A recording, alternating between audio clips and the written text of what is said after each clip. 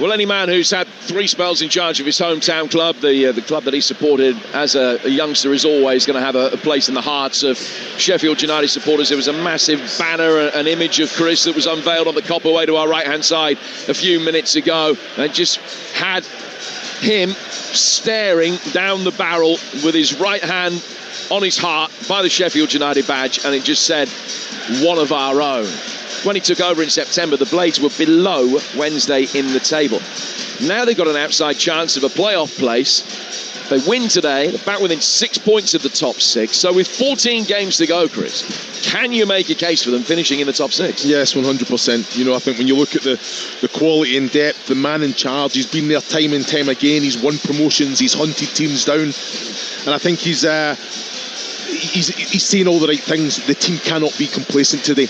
It's not just going to happen for them. They have to go out there one game at a time. The old football cliche, they have to be at it. They have to go and, like you say, have that enthusiasm, have that energy. But he also touched on discipline.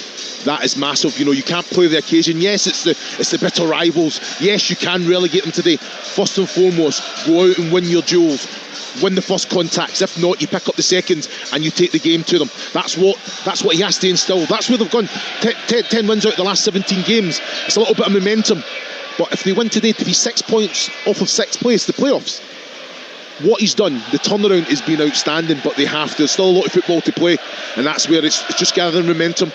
Winning's a nice habit to have in this at the business end of the season.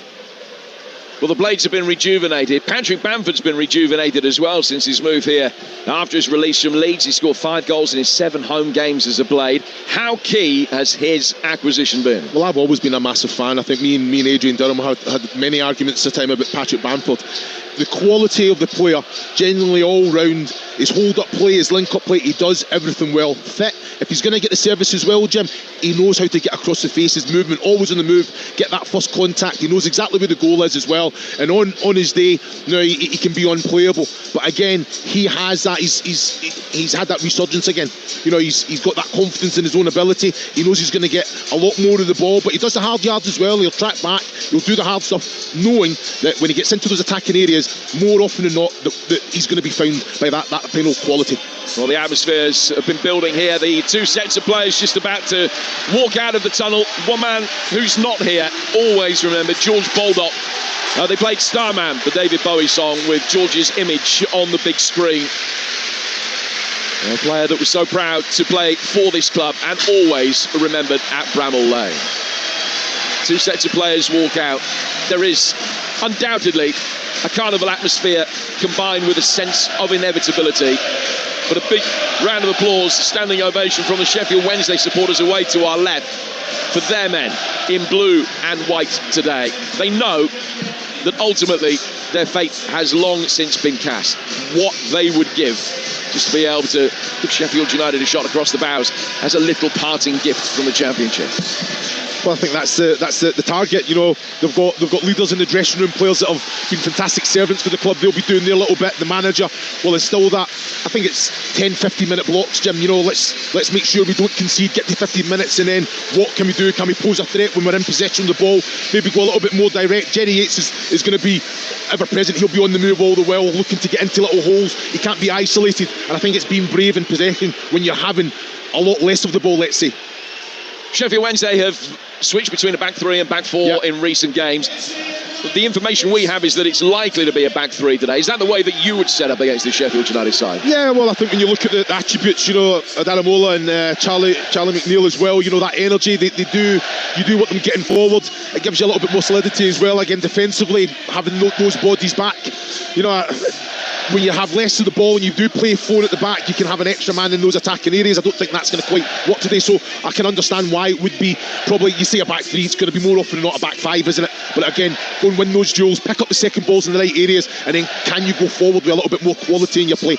And how difficult is it when you've got a 7th different goalkeeper behind you over the course of this season? Well, it's always just another one, isn't it? Another concern. You know, you think you want those relationships, that information from the goalkeeper to that defensive unit is so so important, you know. But like you say, Seny Dieng, he's experienced, he's commanding, he's dominating. He will instill confidence. He has to be sure, come out good with your hand, communicating all the while, and that will instill confidence in that back three, back five, back four, whatever it may be today. It's also his first appearance since November 2024. Yeah, it's a different breed, goalkeepers. You understand, you know, usually you have a number one, a number two, they're all kind of united together. They're all very kind of, like you say, they're not quite all there. You know, I think you have to be a little bit crazy to be a goalkeeper. So I just feel that he'll have complete belief in his own ability, but it's all about those early touches, early catches, early distribution to make sure he's high in confidence and he instills that into the team in front of him.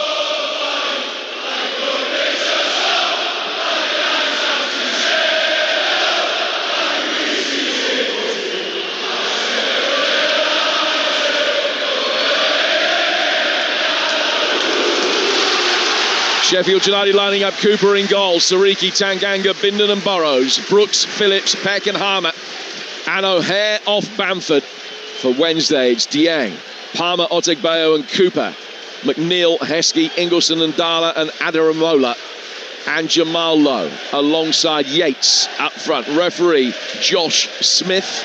Blades have had 4 red cards in their last 7 games. I'm sure that keeping their discipline in this atmosphere is something that will have been spoken about downstairs. But when these two sides last met in November, both were in the bottom 3. But whilst United have had the second best record since, Wednesday have taken just 3 points from a possible 51, and all roads have led here. The Blades about to cut the last lifeline, but if the Owls' fate is assured, there are non-negotiables for the Wednesday fans. Their team mustn't go down without a fight in what may well be the last Sheffield derby for a while.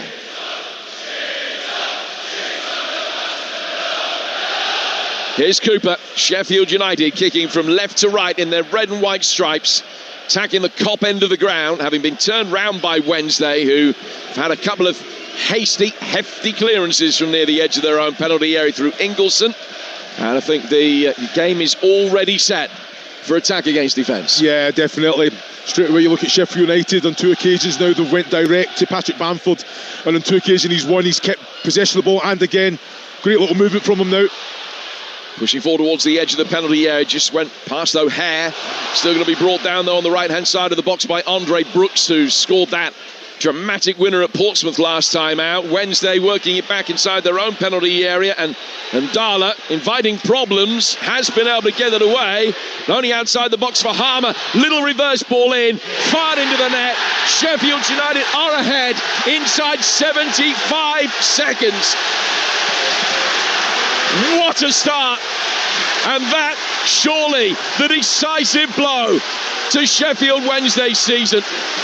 Joel and Dala playing it away from the edge of the penalty area, and as soon as his clearance fell outside the box, they'd invited all kinds of problems. Harmer had the ball, able to slip it to his left-hand side, and there was all the time in the world to just clip it home past Seny Dieng, who's been beaten before he's even had a touch of the ball in a Sheffield Wednesday shirt.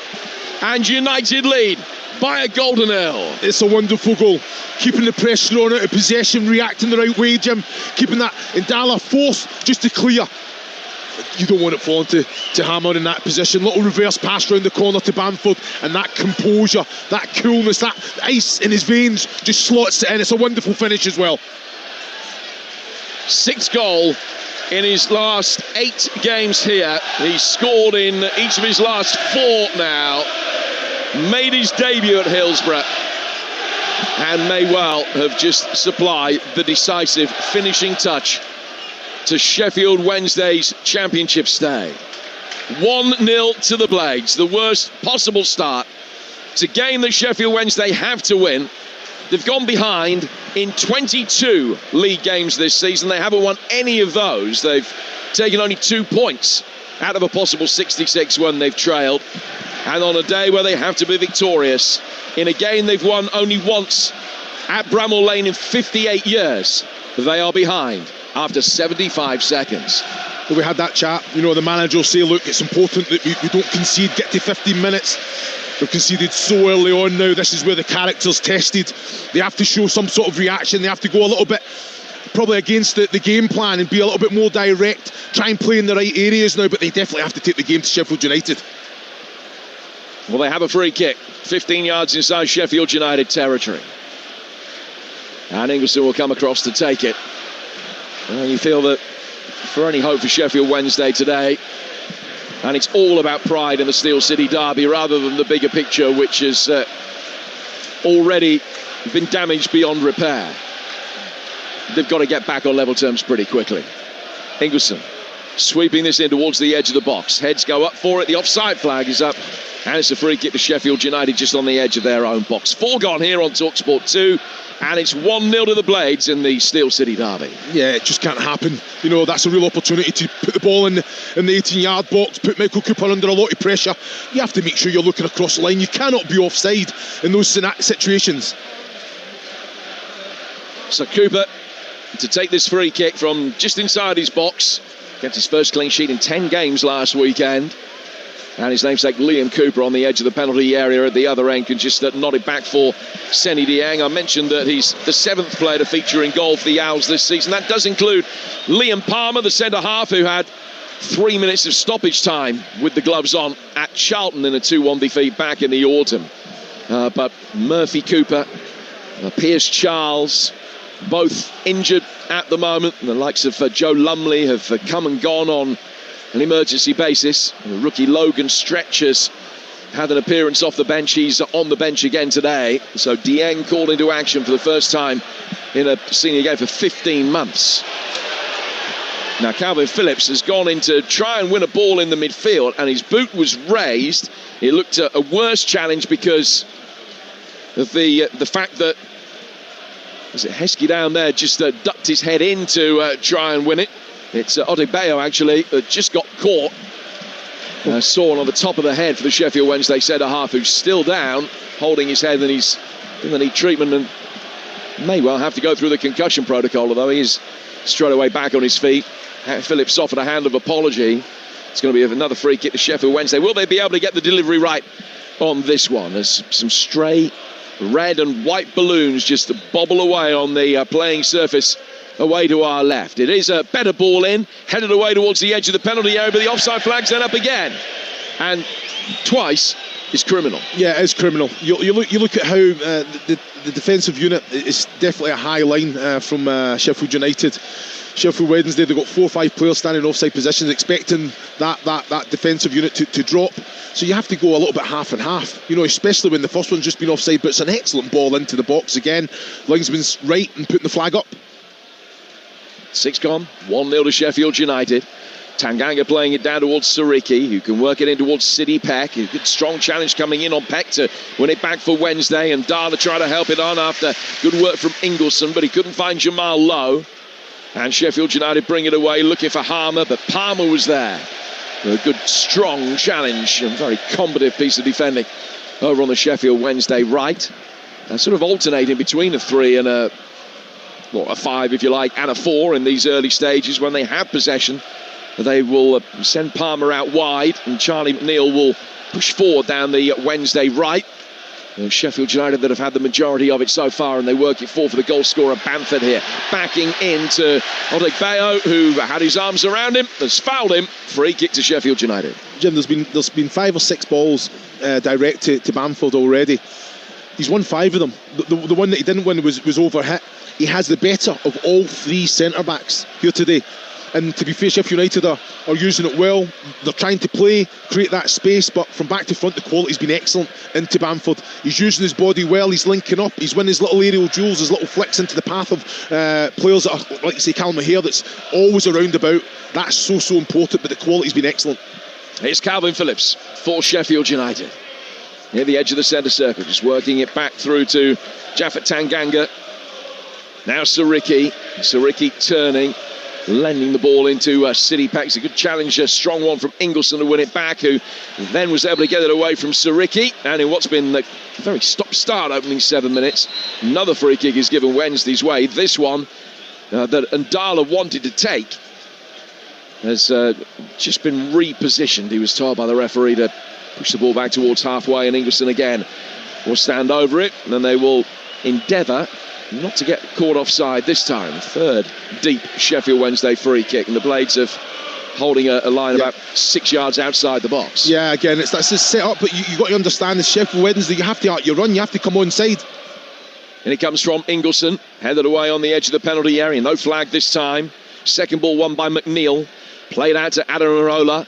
His high ball inside the penalty area was well caught by Michael Cooper. It looked as though it was just going to drift over his head. Then having caught it, he's bowled it half the length of the pitch to get Harmer going down the Blades' right. Faced up by Ndala, and he's won a throw about 6 yards from the corner flag. It's excellent from Michael Cooper, but this is something that he does. He's comfortable. What he does very well is distribution. That's an excellent throw as well. Hammer already knowing what his goalkeeper's all about. Those relationships are there. He's already sprinting over the halfway line.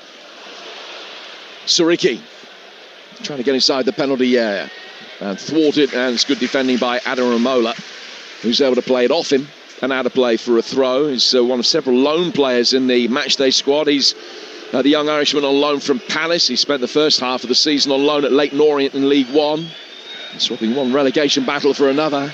Jaden Heskey, Emil's son, on loan from Manchester City, as is Joel Ndala, and Seni Dieng, the fourth loanee in the Sheffield Wednesday 11 after the emergency acquisition from Middlesbrough. Sariki will take a throw for the Blades, who lead by a goal to nil. And it's thrown down towards the goal scorer Bamford in his white boots. Clever little back heel flick. Sariki getting past Ndala, playing it back towards the edge of the 6 yard box, and it's cleared easily enough by Jerry Yates, but there's no out ball for Sheffield Wednesday at the moment. They can't get it forward, and Jamal Lowe can't get it to stick. Jim, you're spot on. You're spot on. When that ball comes to Jerry Yates there, he has to hold the ball. Just spinning it around the corner when there's no one there, there's no outlet, there's no one stretching the pitch. He has to make sure he takes his touch, protects the ball, and then tries to either invite the Sariki on to create space to try and bounce it into a likes of Lowe, but just turn it around the corner. It's just coming straight back at you. Burrows has been fouled, and it's a free kick for United. Yard in from the left-hand touchline. You're listening to EFL live on Talksport 2 with McDonald's. Order delivery on the McDonald's app from 11 a.m, 18 plus. Fees apply to delivery orders, subject to availability. Price may vary. Sheffield United wanted to take that free kick quickly. O'Hare had made a really good run down the left-hand side of the box, and referee Josh Smith pulled it back. Blades fans and management not too happy with that decision, but they do have a chance to load the penalty area here. Bamford and Bindon both standing in deliberately offside positions at the moment. Now the ball is in, it's flicked in by O'Hare and turned over the bar by Tanganga. Just leaning back, it fell slightly behind him on the left foot. He swiveled and hit it but couldn't keep it down. Has to hit the target. You've got it's wonderful little bit of quality there from Callum O'Hare, the little kind of flick inside. Tanganga understands he's in the right position. You just got to make sure you get the purchase on the ball, but you hit it into the ground. I understand that you're saying he's leaning back, even more so emphasis needs to be put on the connection with the ball there. Hit it into the ground, what the goalkeeper. If it's a great save, you've done your job there. Well, with West Bromwich Albion failing to beat Coventry yesterday, there was a lifeline thrown for Sheffield Wednesday, but they will be mathematically relegated if they don't win today. I'm sure you're aware that they will also be the first side ever to be relegated in February. 41 points adrift of safety with only 42 to play for. They have 10. Well, they've won 11 on the field, should I say, rather than 10. They've won 11, but with an 18-point deduction, a 6 and a 12, effectively on -7, and the dotted line is at 34 at the moment.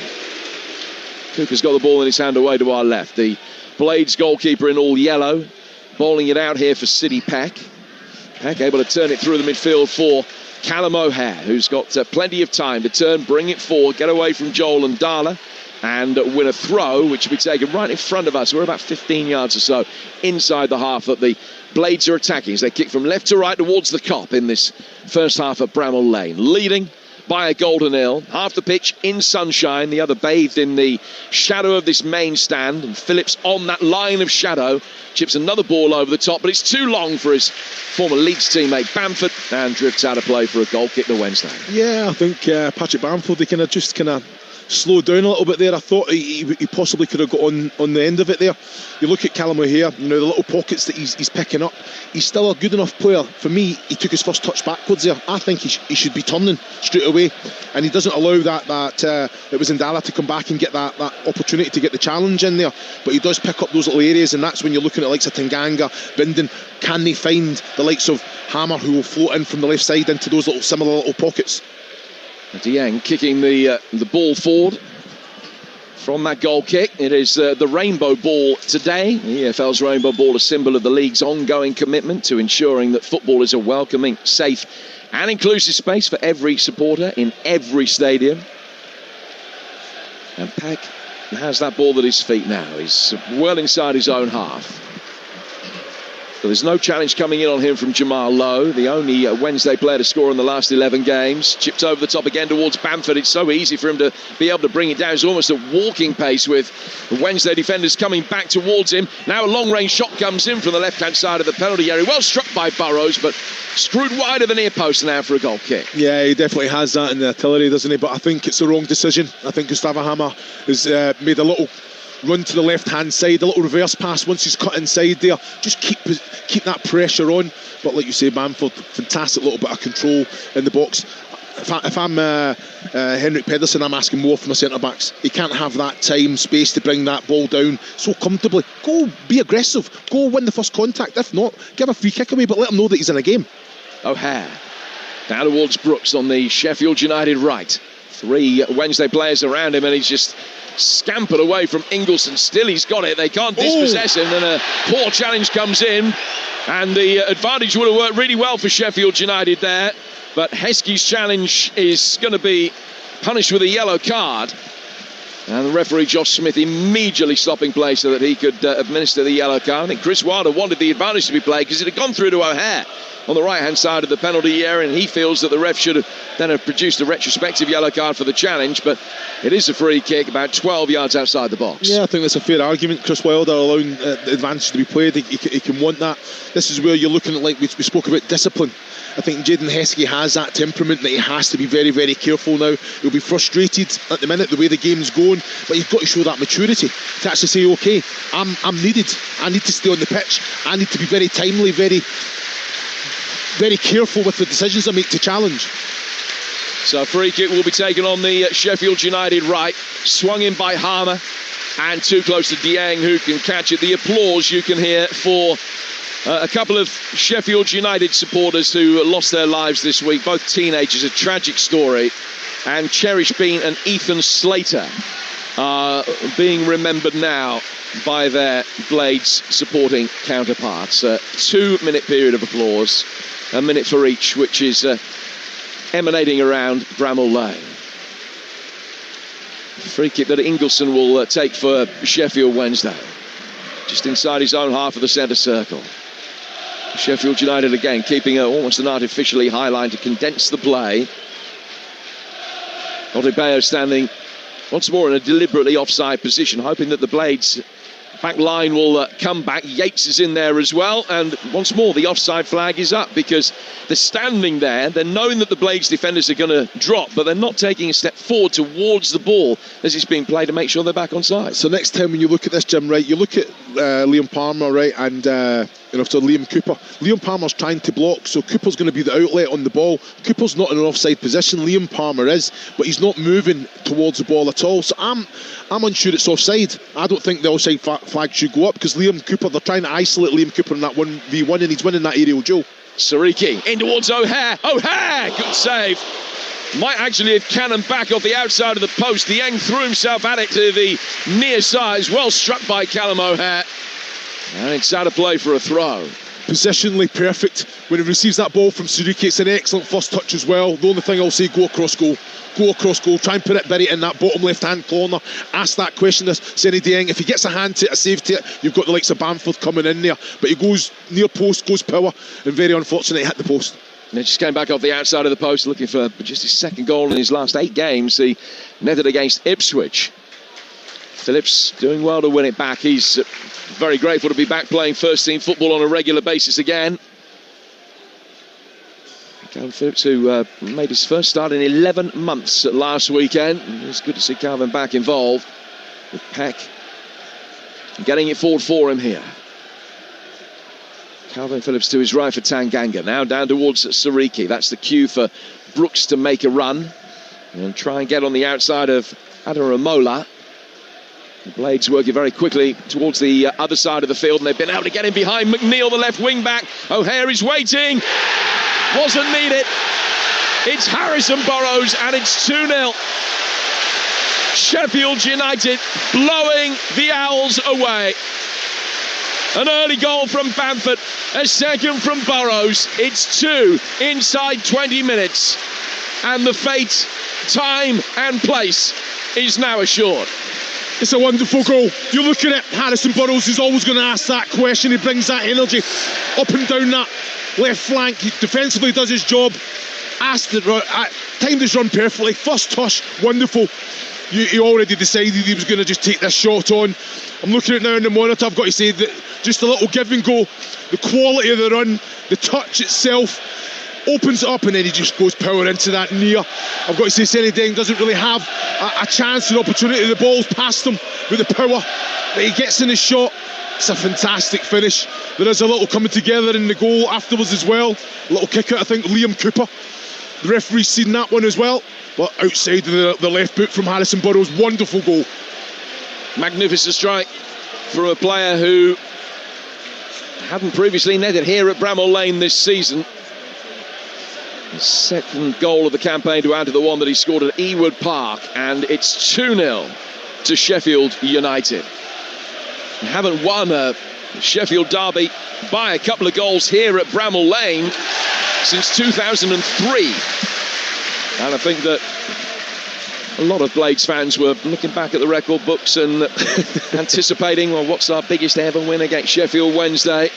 We've never beaten them by 5. And they'll be hoping that that could happen today. 2 up inside 20 minutes. There's a Sheffield Wednesday ball. A long throw incoming from Ingleson on the Owls' left. And they're trying to pack the 6-yard box and make it difficult for Michael Cooper to come out and claim here. Referee Josh Smith just keeping an eye on all the shenanigans that are going on. Yates not looking at the ball. He's just trying to eyeball the goalkeeper at the moment in preparation for this long throw. Blades player pushed down at the near post, and Sariki's won the free kick. This is something I will never understand. When the referee Josh Smith gets involved and he comes and has a few little words, you have to make sure that you do not make a foul, you do not commit a foul. Putting hands on the back of a defensive player, you're going to give a foul away. So just make sure you go and make sure it's a Sheffield Wednesday first contact, and then you're alive to the second phase there, especially when the referee's eyes are on you there. It's a poor free kick to give away. Well, they've had some good opportunities, Sheffield Wednesday, to get the ball inside the penalty area. They've been caught offside, rightly or wrongly, from 3 of 4 deep-lying set pieces, and then the long throw, they've given a free kick away at the near post. So they're not giving themselves a chance here, really. Spot on. And so next one, stay on side, just go and compete, go and win the contact from a throw-in, hands off. Again, go win the contact, keep it alive, keep it in the right area, and then play off from there. At the minute, you're looking at the referee. They're spot on at the minute, but they're just trying to get those little things in their favour, and it's just not happening at the minute. Ball is with Bindon, one of the loanees in the Sheffield United side, the New Zealander on loan here from Forest. In towards another one, Phillips. Now to his left. And then Burrows, the scorer of the second goal, goes back for his goalkeeper Cooper, who will whip it immediately past the advancing Yates to get United back on the front foot. Harmer with a little give and go with Burrows down the left. And then Burrows tries to slide it down the inside left channel for the run of Bamford, but Wednesday have won that back, and Darla didn't have it for long. United into the feet of Bamford. First time layoff to O'Hare. Here they come with gusto again. The Blades towards the edge of the penalty area before, and Darla catches the ankles of Brooks to give Sheffield United a free kick just outside the penalty area. O'Hare always looking for a quick free kick. Spotted the ball down there. He saw Sariki. Sariki actually just been winded from the earlier challenge on him, and he shook his head. He didn't want the ball to be played to him in a good position there. So they'll line it up with an opportunity for a direct shot here for Burrows. That's what the game needs, Jim. Someone that's going to get the hand on, get the ball flowing as quickly as possible. But we spoke about that word complacency. Sheffield United have not been complacent in any way. They have been at it. They're winning their duels. They're playing exciting football. One touch, two stuff. Good movement, good energy in the team as well, and playing with a real purpose. So Burrows and Sariki and Harmer all standing over this. Femi Sariki's just made his way away. Now the angle certainly favours the left-footed shot here from Burrows. There's 4 in the Sheffield Wednesday wall, and no draft excluder deemed necessary. The free kick itself is 5 yards outside the box. It is Harmer that takes it. He's clipped it in deep towards the far post. Little diving header down towards the penalty spot is then cleared by Odegbeyo. It was Brooks with the header. That didn't come off for Sheffield United as they would have wanted. They've got possession back over on the far side, then actually given a free kick away. But just looked as though the angle was very favourable there for Harrison Burrows to have a crack. Yeah, I agree with that. You know, I think, but it's a wonderful ball from Harmer as well, because everyone's taken. So it's Andre Brooks and Tanganga that's left. Andre Brooks goes with the head. I think he can actually just bring the right foot to that. They're just trying to either go for goal or just put it back right in the mix. This will be the 14th relegation of Sheffield Wednesday's history. Their 5th to the 3rd tier. Invariably, when they have gone down to the old Division 3, they haven't been down for long, of which more in a moment. Ingleson will take this free kick. Hits it left-footed towards the edge of the penalty area where it is flicked on, and Jerry Yates couldn't quite get there. And made a lunging challenge to get on the end of Liam Cooper's flick. Nearly caught Michael Cooper, whose hands were quick, and he very quickly evaded the oncoming challenge from Yates. And United can get the ball forward quickly again. O'Hare, that was a poor one from Ingleson. It'll be a yellow card. Yeah, it's a strong challenge. Fantastic quality from Callum O'Hare as well. He kind of knew the challenge was coming. Excellent touch away from it. Ingleson was already committed there. And I've got to say the referee, Josh Smith, is positioned perfectly. But that's what they've got to do. Sheffield Wednesday, Liam Cooper will win the majority of those aerial duels. Jerry Yates gamble off behind, but like you say, fantastic awareness and anticipation from Michael Cooper coming out, right place, right time, knowing that he's possibly going to take a little hit there as well, but brave goalkeeping. So second yellow card of the season for Ingleson, who's the second Owls player to have his name taken after Heskey. It's Wednesday's turn to keep a very high defensive line. Good 8 yards outside the penalty area here, with the free kick being taken a similar distance from halfway. Just tapped by Sariki, so Harmer can make the run. Try to play down towards Sariki on the right-hand side of the penalty area, and Darla could cut that out. Wednesday get it back forward towards halfway. Burrows taking no chances as Ingleson advances, goes back to his keeper. With 25 minutes in here on Talksport 2, Sheffield United have been ahead for all but the opening 75 seconds. And they doubled the advantage given to them by Bamford with a second from Harrison Burrows on 19 minutes. Sheffield United 2, Sheffield Wednesday 0. Here's Chris Iwelumo. Yeah, I think they've used the ball well, haven't they? They've really dominated. What we'll say, Sheffield Wednesday, they've defended well. Oh, they have it here with Charlie McNeil, right-hand side of the penalty area. A cross that hits Tanganga, and then taking no chances, he's headed it into the contingent of travelling Owls supporters, who celebrate a corner as if they've scored. Well, I need more from Charlie McNeil. He's found himself great little bit of trickery to get away. He finds himself 1v1 v Tanganga. The crosses should never be going in anyway. He's very fortunate to get the corner there. I think Michael Cooper has given that information to Tanganga that he is coming. Just like Charlie McNeil, get at your man, get yourself in the box, make him have to defend. So can the Owls get themselves back in touch? 5 inside the 6-yard box. 2 making runs in towards the near post. It was a very good defensive header from Bamford protecting that near post area. And then Harmer will get it away. He just got caught, and some pushing and shoving going on off the ball. And then Odegbeyo comes and squares up for Harmer. And all of a sudden, there are 16, 17 players involved.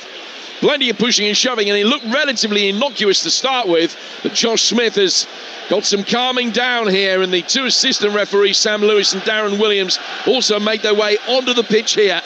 They'll be telling the referee what they've seen, but they're keeping a close eye from only 15, 20 yards away as it continues to go on. Yeah, I'm looking at it. It was a strong challenge, you know. Harmer and Odegbeyo got in each other's faces there. and that's when it erupted. But I've got to say, I think Josh Smith was positionally perfect, seen it all. Let's just see if there's anything coming out. I'm sure there will be a card. Well, it feels like one of those incidents where it is one yellow to each side, but let's see whether there was something more untoward. And plenty could have been going on that we couldn't see, because the players sort of corralled together, almost in a huddle, whilst the pushing and shoving was continuing around the central point. So Josh Smith has called Harmer over and Otegbayo. They were the two that started it, and Liam Palmer is being spoken to as well. The Owls player is only 4 games short of 500 now for the Owls. What's the verdict? It is, I think, nothing more than behave yourself, don't do it again. How good is that? How good is that? That is a referee using common sense. Look at the size of the game, look what it means, the rivalry and all that. Yeah, very easily he could come out with 2 yellow cards there, like you said, 1 for each team, but that's common sense. That's what you want to see from your officials. No, just having another look at it. Now, Harmer was waiting for the ball to drop, and he got caught from behind by Jamal Lowe. Jamal Lowe then tried to hurdle Harmer, who was down on the ground. Harmer made that impossible by, having seen he was coming, getting up, and then in comes Liam Palmer to get involved. Otegbayo is very quickly on the scene as well. And play resumes with a free kick to Sheffield United, and no further disciplinary action is necessary. 29 minutes in, 2-0 to the Blades on the day that will confirm the Owls' long-anticipated relegation. Andre Brooks, right-hand side for Sheffield United. One back by Wednesday's Liam Cooper, the experienced Scottish international, flashing it forward. Michael Cooper coming outside his own penalty area, kicks it back towards halfway. Sariki comes back to meet it but can't control it, and it drifts out into the Sheffield Wednesday technical area for a throw that Adam Ramola is going to take, and he's just given a few instructions by Henrik Pedersen as he picks up the ball and prepares to take the throw. And he was listening to him intently, and as he was doing so, he was walking up the left-hand touchline. So by the time he wanted to take the throw, he was almost in Barnsley. The dark arts, it's fantastic, you know. But at Aramola there, when you're thinking about Jerry Yates, he is going to chase everything, but he just needs a little bit more quality. Can he go into feet? Can you go into body? And then the onus is on him then to keep possession, be strong, and get Sheffield Wednesday up the pitch. But that quality just needs to be improved from back to front, especially from that defensive unit to the attacking unit. Well, the belated Wednesday throw has very quickly turned into a free kick. So let's keep an eye on this setup. Talk us through what they're trying to do here, Chris, Wednesday, as they have this set piece near the edge of the penalty area. So when you look at they're standing in, there's 3 or 4 players in an offside position. That defensive unit of Sheffield United stepping high, but they're trying to block, to isolate defensive. So Liam Cooper's usually the outlet. He's the one that the ball's going to be going for. Ingleson, terrible ball. Yeah, he didn't get enough height on it, and the angle was wrong. It was easily headed away by Phillips, and the break could be on here for Sheffield United with Brooks. It's over on the left for a moment. Oh, it's a great ball over the top. O'Hare has to scamper after it. He is going to get there. He's inside the Wednesday penalty area. He pulled it back towards the spot. Deflection took it away from the path of Burrows. And then Brooks, with a poor header in the midfield, sees McNeil win it back for Wednesday. But the break was on. It was a delicious pass to O'Hare. Yeah, it was fantastic. Excellent ball. And then you're looking at Callum O'Hare as well. I think done everything right as well. You're looking at Hammer, you're looking at Burrows there trying to get across the face. And Patrick Bamford just kind of hovers around the penalty spot. If you are going to be overly critical, you look at the ball from Callum O'Hare, he probably could cut it back maybe another yard or so, and it will make it to Bamford to get that opportunity at goal. You're listening to EFL Live on Talksport 2 with McDonald's. Order delivery on the McDonald's app from 11 a.m, 18 plus. Fees apply to delivery orders, subject to availability. Price may vary. 2-0 to the Blades. You have possession over on the Wednesday right-hand side now, with Ndala winning it back for the Owls, getting it forward. Heskey tapping it back towards Liam Palmer.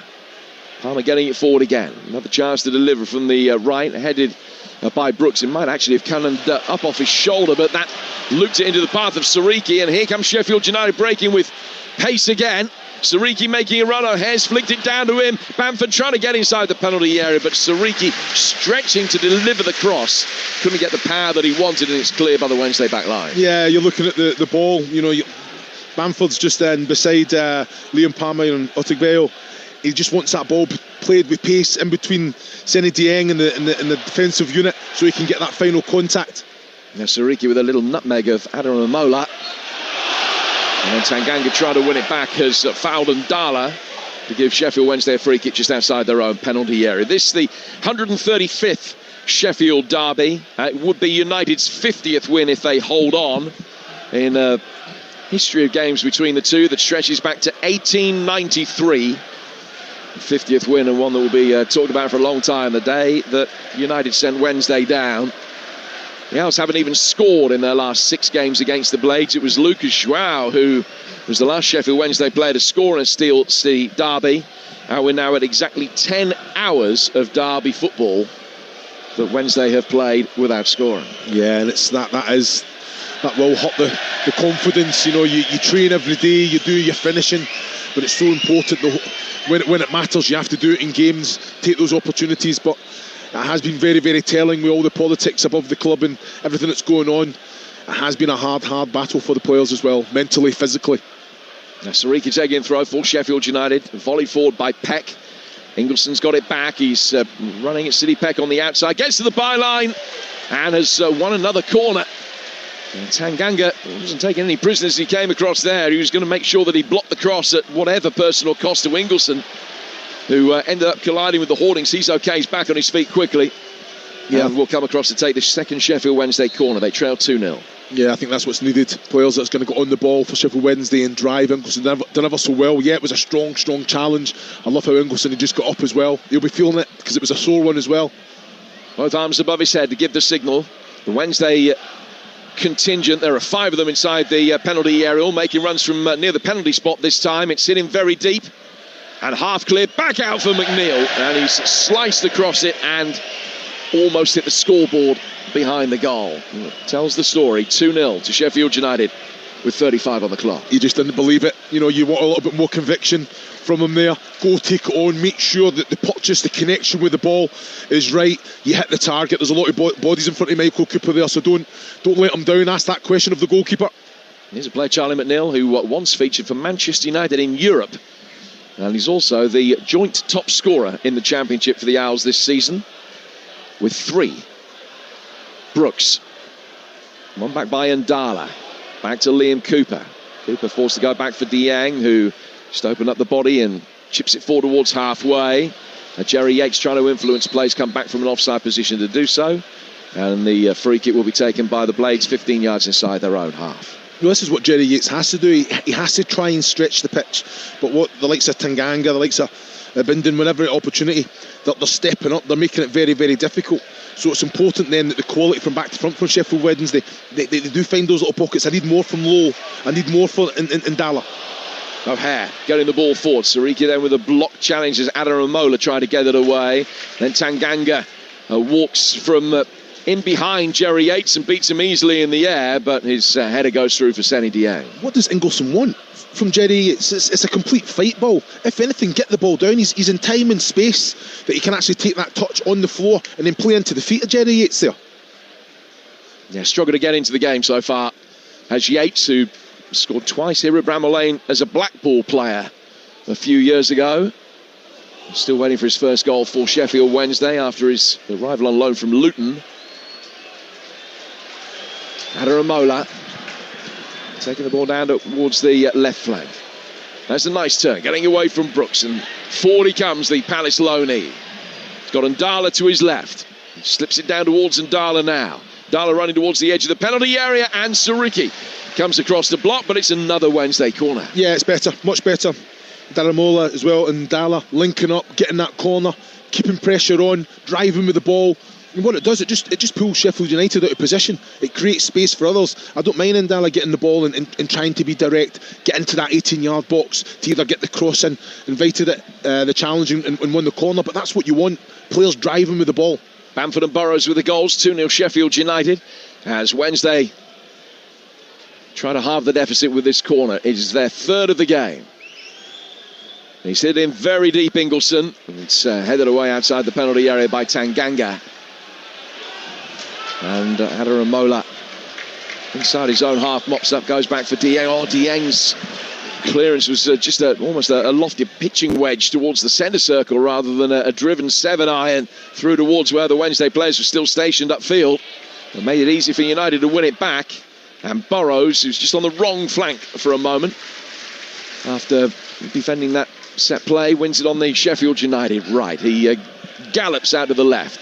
Calvin Phillips slowing things down in front of him, exchanging passes with his central midfield partner, Sidney Peck. Now goes back from Tanganga to Brooks and back again. And then square to Tyler Bindon, who plays Phillips into space inside the heart of the midfield. Their player acquisition has been something, Sheffield United, since the start of the season. Yeah, it's been exciting. I think it's been outstanding. You look at the quality that they have. On paper, should not be anywhere near where they are. Came in, gave everyone else an 11-12 game head start, and they're still in the conversation for the playoffs. Is remarkable. Yeah, if they win today, 6 points off the playoffs. They've still got to face 5 of the sides that started the weekend in the top 8. 4 of them here. They've also, if you include this game, still got to play 3 of the bottom 5 here at Bramall Lane. So they will feel that that's the kind of mix of fixtures that will give them a chance. A few matches that they would expect to be bankers, but others that are 6-pointers, and that if they can build up that head of steam, going to be able to cause a few problems. They've lost the first 4 league games here, you'll remember, but only beaten in 2 of the 13 since.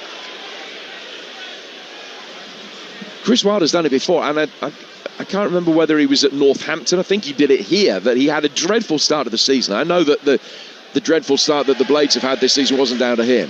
No, it wasn't. But he's just been... Djukanovic, wasn't it? That had a very slow start, wasn't it? I think he came in and recovered.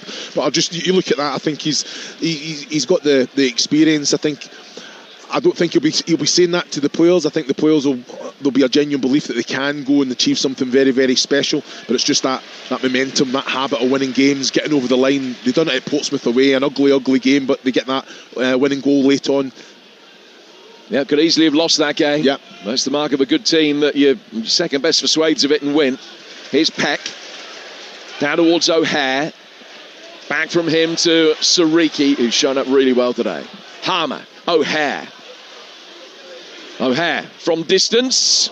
Just played it in towards the edge of the box. It was Liam Palmer on the turn that was able to get in the way, and then Heskey clears. 4 towards Cooper, the Sheffield United goalkeeper, who's come back outside his penalty area again. Now Sidney Peck's got it.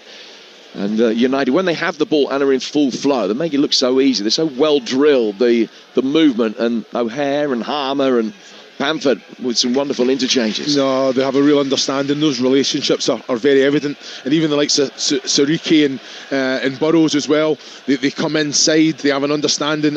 Andre Burrows goes and links up. Callum O'Hare there, fantastic little pocket. He drives. He fires it across. The only thing I will say, Hammer, if he's on his front foot and he anticipates that, he's getting a shot 21 yards from goal central, and that's where Harrison Burrows, the actual closest player to go and get that ball there. Just be alive, go that killer touch, turn the sword now. Completely on top, completely dominant, but go and get the third goal. There's McNeil playing at right wing back for Sheffield Wednesday, breaking forward with pace up the touchline. Ball inside the penalty area, cut out by Bindon, and then edged forward again by Harmer. Space in the midfield for Sariki. Down from him to Brooks. Sheffield United bringing it back into Wednesday territory, leading by 2-0. Won 3-0 at Hillsborough earlier this season, with a couple of goals from Tyrese Campbell, now one from Tom Cannon. Both of those on the bench today. Bindon back to his goalkeeper. He's not had a save to make so far, Cooper. Just the one Wednesday shot, which was Charlie McNeil's effort off target. Peck heading it back to the edge of his own penalty area. Bindon, I think, waited for his goalkeeper to come out. He wasn't going to get there. There was then a collision between the pair of them, but they could mop it up, and now Peck will turn and run and drive into Sheffield Wednesday territory and hit an excellent ball that Ndala actually did well to stretch and just steer away from Sariki. Well, I'm looking at Jamal Lowe there. You're looking at Jamal Lowe, you're looking at Jerry Yates, and it was Charlie McNeil as well. The three had went forward trying to press. No one else had went. It's so important that when you go, you press together, so that defensive unit's got to step up. But when that happened there, you're looking at that defensive three, and then you've got the likes of Ingleson and Heskey just in front. They just allowed the front 3-4 to go and press on their own. You can't do that against this Sheffield United side, because they will pick the right pass, they will pick up the right pockets as well, and they will punish you. Here's Peck. Into the feet of Calvin Phillips. And back again for Tyler Bindon. We're approaching half-time. Couple of minutes to go. And, I don't know, 3 to be added maybe potentially 4, I suppose, after the spat around the half-hour mark between the two sets of players that took a lot of calming down. Saricki, 4 towards O'Hare, but it just ran away from the Midlander and is cleared by Liam Cooper. One back again well by Peck. Has a quick look, see who is where. O'Hare makes an advance run, but he can't quite fire it into him. Wednesday clear, United winning it back straight away. Possession 75-25 at the moment in Sheffield United's favour. Now play will stop because Ndala has caught Saricki off the ball. Just taking his left boot off. So Femi Saricki just adjusting his footwear, undergoing some running repairs. He's actually in so much of a hurry to get on with it that he's got the boot in his left hand and then kicks it with his right foot, which has got the boot on, takes the free kick quickly. Doesn't want play to stop whilst he's sorting his boots out. Peck with the ball forward. O'Hare's going to chase that. Liam Cooper's there first and finds his goalkeeper. Dieng taking a touch. O'Hare not attacking him and pressing him with a huge amount of conviction. But Dieng was able to get it away. Straight away upfield. Burrows losing out to McNeil, but he lost out because McNeil flicked it forward with his hand. Yeah, I'm looking at Calvin Phillips, and you wouldn't think he was a player that hadn't played in such a long time. Looking well, his touch, his position, his decision making, his distribution, everything is being spot on. And he's doing the hard yard as well. He's tracking back, he's getting those little challenges in. Bamford's offside here as the ball was played forward. He nearly got it past Dieng, but it just nicked a yard. And it's a free kick that Wednesday will take midway inside their own half. Fourth official David Webb's got the numbers board in his hand and leaning on it very nonchalantly before displaying how many minutes of time are going to be added at the end of this first half. Sheffield United leading 2-0. And here's Calvin Phillips getting the ball forward towards Harmer. There will only be 2 additional minutes prescribed, and they will start with the Sheffield United free kick inside their own half. Yeah, like you say, Phillips doing that job off the ball, and then has the quality to find Hammer, who will always present himself. You know, I think he's asking that question of Charlie McNeil, just keeping pressure, keeping hold of the ball, allowing that challenge to come in. And I've got to say, I think they've managed the game excellently well. Yeah, they have to go and defend. You expect that at Tanganga, Bindon to go and get those challenges in, but the distribution, Sidney Peck must be absolutely delighted that he's got that freedom to go get forward every opportunity. They already know that understanding is definitely there between Phillips and Peck. Sheffield United backtracking inside their own half. Tanganga heads a bouncing ball back to his goalkeeper under no pressure at all. We've already played the first of the 2 additional minutes. Femi Saricki has it. Just invited Ndala to come across and make the challenge, and then nicked it past him the other way. Ndala has fouled him, then kicks the ball, well, almost away. Back to, I guess, towards where the infringement took place. The referee tells him to get on with it. He's managed the game very well, Josh Smith. Bindon back behind square for Tanganga. 30 seconds left in this first half. Blades leading by 2-0. The Owls 45 minutes away from relegation. Game that they have to win. Remember, they haven't come from behind to win a game all season. They did come back from 2-0 down to draw at Wrexham. But that's the best recovery salvage act that they've been able to muster over the course of this season so far. They need 3 unanswered goals from here to take their championship status into midweek. Adaramola Pressurised by O'Hare. That's the last action of the first half. The first half that saw Sheffield United score inside 75 seconds through Patrick Bamford. Harrison Burrows added a second. Sheffield Wednesday without a win in 27 games in all competitions on the back of 9 straight league defeats and looking down the barrel of relegation at Bramall Lane. Half-time of Sheffield United 2, Sheffield Wednesday 0. Yeah, you're looking at Chris Wilde. I think he'll be absolutely delighted. A very easy team talk. Just keep things the same. You know, have that energy, have that purpose, have that quality in the side, and you will go out and score more goals. A little bit more difficult for Henrik Pedersen. Now he has to kind of instill that belief. You know, they have got better. I think they have reacted well. They need more players. You're looking at Ndala. You know, you're looking at Jamal Lowe, McNeil. Can they get on the ball? Can they be more committed? Can they drive, take players on? You know, be brave in possession. Too many times it's about just clearing the lines. Done my job defensively. They need a little bit more quality in that transition. Can they get the ball down? Get maybe a couple more passes. I've not seen Ingelsson and Heskey on the ball too many times. It's more defensively, shuffling across, getting challenges in, getting blocks in. I need to see them on the ball. Show your quality. This is the time. You've got to be brave. You know, I think he's got to instill that, but the players have to do a lot more. But how do you instill that when you're now giving a team talk that he will have given many times before when they've been behind at half-time? And as I mentioned, this could be a 10th successive defeat. And when your fate has long been assured, how difficult a job is it for Henrik Pedersen to say, OK, what I want you to do, Ingelsson, you're a good player, you've got experience, get your foot on the ball, don't take the easy option, do more. How do you get that message across? If it was any other game, I would understand and probably agree with you more, but this is Sheffield United they're playing against, so straight away it's a pride thing as well. You're playing for the shirt, the badge, you know. So when you're saying to these players, you do have the quality, it is easier to play when you're 2-0 down rather than 0-0, but their fate is already there. They're going to be relegated. Go out and show pace. It's basically go out, win the second half and see where we are come the end of it. What aspects of Sheffield United's performance have most impressed you? Just the movement. You know, there's urgency. They're anticipating every pass is going forward with a purpose as well. I think Bamford has led the line fantastically well, but he's been given the service. It's part of the strikers' union. For me, it was all about the service I got, that if I'm going to create or get opportunities, he's held the ball up, he's brought players in. This man here, Callum O'Hare, has been outstanding. You've called it a couple of times in your commentary. He wants the ball and play quickly. He's making the run, or he's getting hand on to try and play it as well. A little bit frustrating that obviously the referee Josh Smith is slowing that down to Chris Wilder. Chris Wilder wants that played and the ball flowing, but across the back defensively they're doing their jobs. Peck and Phillips, great relationship. I think the balance is just right. Sidney Peck, he will cover a lot of distance, he will get forward every opportunity. Calvin Phillips just sits and protects a little bit more, but on the ball, his distribution, Phillips, has been outstanding. His touch, his contacts, his distribution, everything has been perfect. Well, Sheffield United dominant in every regard, really. I suppose the one frustration for Chris Wilder, if you're being really critical, is that they've only had the 2 goals as shots on target. They've actually only created 5 attempts for 75% possession against one of the worst sides that the Championship has ever seen. Might be a little bit frustrated for that, but it's 2-0 to Sheffield United at half-time.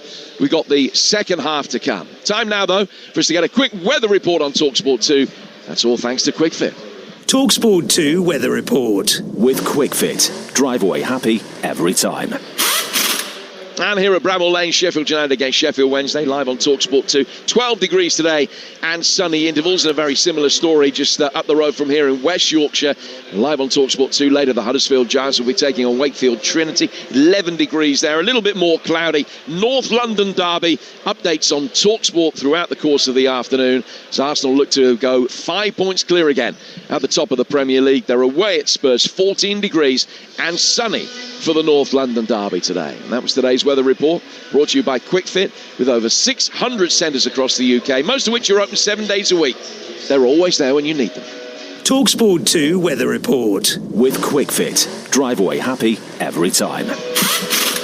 Bamford on 2, Burrows on 19, Sheffield Wednesday on their uppers. Second half to come, live on Talksport 2. EFL Live on Talksport 2 with McDonald's. Got Big McDonald's hunger? The Big Arch is here to stay. Available from 11 a.m, subject to availability. Price and participation may vary. Hello, I'm the new Deal or No Deal scratch card from the National Lottery. The banker called. He doesn't think you have what it takes to beat him. But forget that guy. Play me today and you could be one of millions of instant winners and show that mean old money grabber who the real big deal is. Pick up the new Deal or No Deal scratch card in store today. Search Dream Big Play Small. Rules apply. 18 plus. With LV, I can get my car insurance from just £299. Just the price I'm after right now. And if I'm hit by an uninsured driver, I won't lose my no-claim discount because insurance is simple when it's me and LV. No wonder we're rated excellent on Trustpilot. Get your quote today at lv.com. 10% of new customers paid £299 or less July to December 2025. Uninsured driver promise is non-fault accident only. Other vehicle and driver details required. LV General Insurance is part of Allianz. At AJ Bell, we believe every customer deserves brilliant service, which is just one reason we're rated excellent on Trustpilot. And we all trust pilots, with their smooth, captainy voices that make you feel like you'd let them land anywhere they like. Sorry, where was I? Right, AJ Bell, rated excellent by sexy pilots. I mean Trustpilot. I'm a flight risk. AJ Bell, feel good investing. The value of your investments can go up or down. Power up your business with the Peugeot LCV range. From compact to heavy duty and available in all electric or diesel powertrains, there's a Peugeot van that fits the job. Buy a new Peugeot van between the 16th February and 16th March and get a £750 saving. Plus, get a free home charger with standard installation when you choose an all-electric model. Peugeot. Business powered. Valid from 16th February to 16th March 2026. Saving on OTR price. Business users only. Selected stock. Participating retailers. Full T's and C's apply. Visit Peugeot.co.uk. The year is 2006. Pluto is reclassified as a dwarf planet. No big deal. But speaking of big deals, in Bolton, England, family bakers Warburtons took the nation by storm with a fleet of big orange lorries now delivering to every corner of the land. They were really on a roll, unlike that pun. Warburtons, toasting 150 years. The fiercest rivalries, the toughest challenges, the top-flight dogfights, the do-or-die derbies. And he scored! When it comes to the Premier League, we're here for it. World-class free Destination football on Talksport with Enterprise Rent-A-Car. It's great football. Get match ready for the passion and the exhilaration of game day with your unbeatable guide to all the upcoming action. Weekend goals unlocked. Destination football on Talksport with Enterprise Rent-A-Car. Whatever it is, we're here for it. It's a mighty Monday night of live Premier League football on Talksport. Goes for goal! Everton clash with Manchester United. Belton braces build up from 7. Spine-tingling live comms begin tonight. It's a stunner! Unmissable. Big ticket back at the net Monday night football. On Talksport, yeah. Hard-hitting football coverage. On DAB+, online, via the Talksport app and on your smart speaker. An absolutely magnificent effort! EFL Live on Talksport 2. Only outside the box for Harmer. Little reverse ball in. Fired into the net. Sheffield United are ahead inside 75 seconds. It's a wonderful goal. Sariki in towards O'Hare. O'Hare! Good save. They've been able to get him behind McNeil, the left wing back. O'Hare is waiting. Wasn't needed. It's Harrison Burrows and it's 2-0. Sheffield United blowing the Owls away. Timed his run perfectly. First touch. Wonderful. Sheffield Wednesday without a win in 27 games in all competitions and looking down the barrel of relegation at Bramall Lane. Half-time of Sheffield United 2, Sheffield Wednesday 0. You're listening to EFL Live on Talksport 2 at the break, 2-0 to the Blades, and we'll bring you full second half commentary to come. Time now, though, to discuss what next for the Owls after their relegation to League One. And Joint Administrator Chris Wigfield said that it's, quote, unlikely that the club will find new owners before the end of the month. The preferred bidder, which is a consortium led by the former poker player James Board, are going through the relevant process. And football finance expert Stephen Borson joined White and Jordan on Talksport earlier this week to discuss what is next for the club. They are the preferred bidder. They do have exclusivity. They have paid over a deposit, we believe, of £2.5 million from the press. And they are continuing to fund the club, despite not having any ownership of it, through these difficult times. I mean, I say difficult times because in a football club's life, this period between January and, let's say, July is going to be a period where cash is going out the door. You've got the revenue coming through the gate, but of course a lot of that is season ticket revenue. You're not getting much in merchandise sales. You're getting nothing now in transfer sales. So cash is going one way. So the club, apparently, according to a very, very high-level supporters trust meeting at the beginning of February that had representatives of the EFL, including the chief executive of the EFL, representatives of the supporters trust, obviously, and representatives of the administrator, said that they were losing £1 million per month. So all of that at the moment is being funded by this consortium, and therefore we shouldn't be too quick to say that they're not going to get approval. Right. But there are issues, clearly. Yeah, I mean, so Stefan spelt it out as to where we're at the moment, Simon. But the fact that the EFL have still to decide whether or not board and the two others pass the owners and directors test, does that give a hint of pessimism that this is going to go through? Well, possibly. You can't necessarily just judge the fact that it takes the EFL a period of time. You've got the independent regulator probably getting their two penneth in and making sure that they're at the front of the queue to have questions asked and answered because they've made sure the Sheffield Wednesday looks like a test case for them.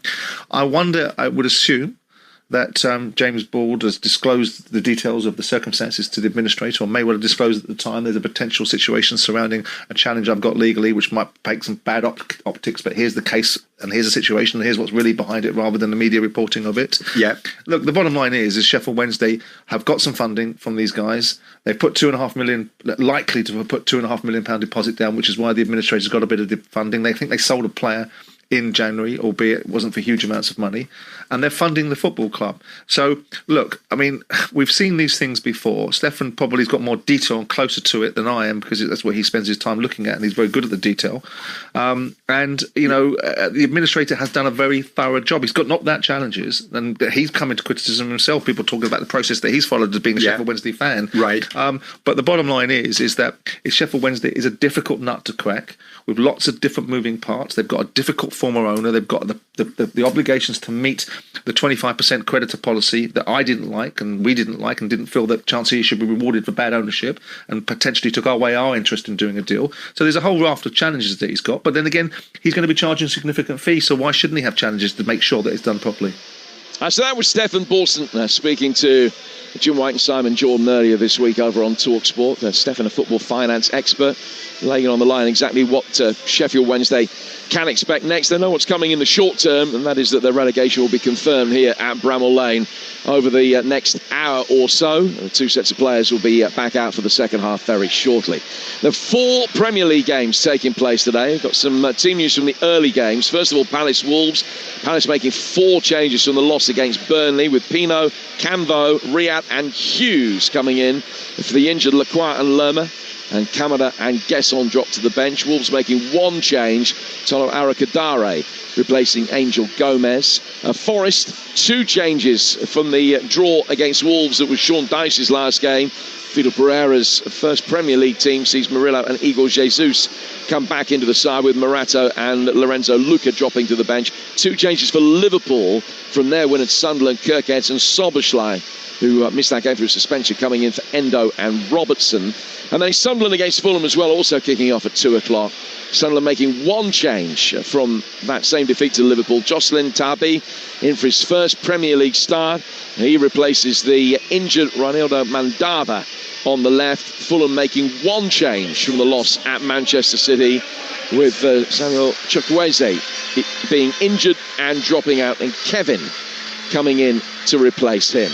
Now, actually, talking about that Forest side, they're unchanged. Vitor Pereira's named the same side that won the Europa League tie so impressively at Fenerbahce on Thursday night. So that keeps you up to date with the early team news from those 2 o'clock games. At 4:30, it's the North London derby. Spurs taking on Arsenal. And over on Talksport throughout the course of the afternoon, Sam Matterface will be expertly guiding you through all of the action as it unfolds. Well, 2 sets of players back out for the second half here at Bramall Lane, and no half-time changes. So Sheffield United lining up Cooper in goal, Sariki, Tanganga, Bindon and Burrows, Brooks, Phillips, Peck and Harmer, and O'Hare off Bamford. And Sheffield Wednesday, Dieng in goal, Palmer, Otigbeo and Cooper, McNeil, Ingleson, Heskey and Adaramola, with Ndala and Jamal Lowe wide of Jerry Yates up front. On the benches for the Blades, Arblaster, Kjelder, Cannon and Hoover, Samari, Campbell, Chong, McGuinness and Davis. And for Wednesday, Fuseri, Ugbo, Johnson, McGee, Granger, Emery, Thornton, Moses and Stretch. We're back underway for the second half. Wednesday in their blue and white stripes, blue shorts, and they're kicking from left to right towards the Cop end of Bramall Lane. On the front foot here with Liam Palmer, finding Charlie McNeil, and just making his way back outside the penalty area, feeding Ingleson, working it wide to Adaramola, who's faced up by Brooks, the Sheffield United right winger. Adaramola under pressure, turning one way and then the other, then working it back. And O'Hare trying to put his foot in, but Heskey's done well. Guided it forward, cut out though by Tanganga, and cleared easily by Bindon from the edge of his own penalty area. It's bounced a couple of times before Tanganga can bring it under control, and then Phillips turns it forward towards O'Hare. O'Hare out to the Sheffield United right. They'll take a couple of steps back to take another one forward. Now Sariki just got caught there by Adaramola. He's able to find his goalkeeper, and Cooper can clear. Yeah, I've got to say, I'm impressed with the way Sheffield Wednesday have come out. Of course, we spoke about it at half-time. It is a little bit easier to play when you're 2-0 down. It's all about risk and reward. Now they've got to just go at it, through everything. Players, you're looking at Heskey there, rather than sit and try and protect that defensive unit. Can you step forward? Can you pick up second balls? Can you look forward, pass forward, run forward? So important that they get into the right areas. And look at that now, it's like 4 attacking players. Brilliant here. Nice Adaramola. Great challenge. Sariki down by the corner flag is able to clear. Gets it forward towards halfway, and Liam Cooper just chests it down and knocks it back to his goalkeeper, Seni Dieng, and he will take a touch and then flight it forward towards halfway. Bindon winning it commandingly in the air. Brought down at the back by Odebayo for Sheffield Wednesday. Neither side able to really get their foot on the ball in the opening stages of this second half. Sheffield Wednesday with only 1 goal since Boxing Day, which was Jamal Lowe's opener against Millwall last week. So it's now 17 hours and 17 minutes in which they've only scored 1 goal, and they need 3 in the next 43 minutes to stay up today. Yeah, it's very telling, isn't it? You look at this, I'm looking at Sheffield United. They're not quite at it the same way. I know we're very early on, but straight away you look at where Bamford is. The first 5-10 minutes of the first half, he was sitting in the middle of the Sheffield Wednesday half. At the minute, he's dropping right in, so I don't know if they're just trying to sit in, trying to invite Sheffield Wednesday on, and then probably try and capitalise with the holes that they leave in their back defensive unit. It's Charlie McNeil, wins the throw. You're listening to EFL Live on Talksport 2 with McDonald's. Order delivery on the McDonald's app from 11 a.m, 18 plus. Fees apply to delivery orders, subject to availability. Price may vary. Ingleson coming across to take a long throw. The original match ball is kicked away. He's picked up another one of the EFL rainbow balls from on top of the white cone. Remember, they gave a daft free kick away from the last one of these long throws Wednesday with a push in the near post. Ingleson launching it in there. Cooper comes out and is able to punch it away. It was good goalkeeping. Gets it out as far as Ingleson. Ingleson back for McNeil. McNeil back for Adaramola, whose first touch was brave. His second assured under pressure from O'Hare. Now he hits a shot towards goals. Their first on target of the day. The play by Adaramola, but it was comfortably dealt with by Cooper. He bowls it out, then Burrows lost control, and Phillips has gone in hard on Ingleson, and it all threatens to kick off again. And it's a red card for Calvin Phillips. I'm looking at this as well. I don't think the referee will ever be able to know when Calvin Phillips is trying to come down. You can't stop your stride path. Is he trying to take his weight off of it? He definitely comes down on top of the player. If referee Josh Smith is looking at that, how do you determine? I'm looking at it now on the monitor. Oh, he's come up. You know what? In fairness, yeah, he gets the ball, but he does come up afterwards and scrapes down the thigh. I'm looking at that there. As soon as the reaction, I tell you, it's a red card all day long for me. All day long on Ingleson. Comes down on the knee, goes forward with the movement as well. There can't be any argument, and he's apologising. He knows walking off. And it's one of those split-second decisions. It's coming up with Chris Wilder now.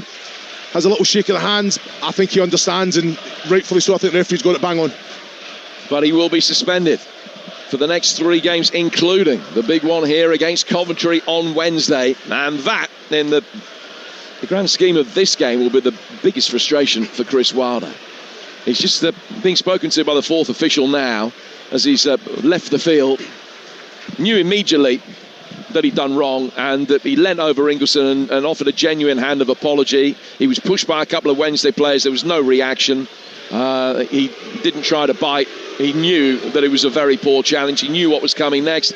And Sheffield United are down to 10 men. Yeah, they have to get on with it. You know, I've got to say, Sheffield Wednesday have started the better.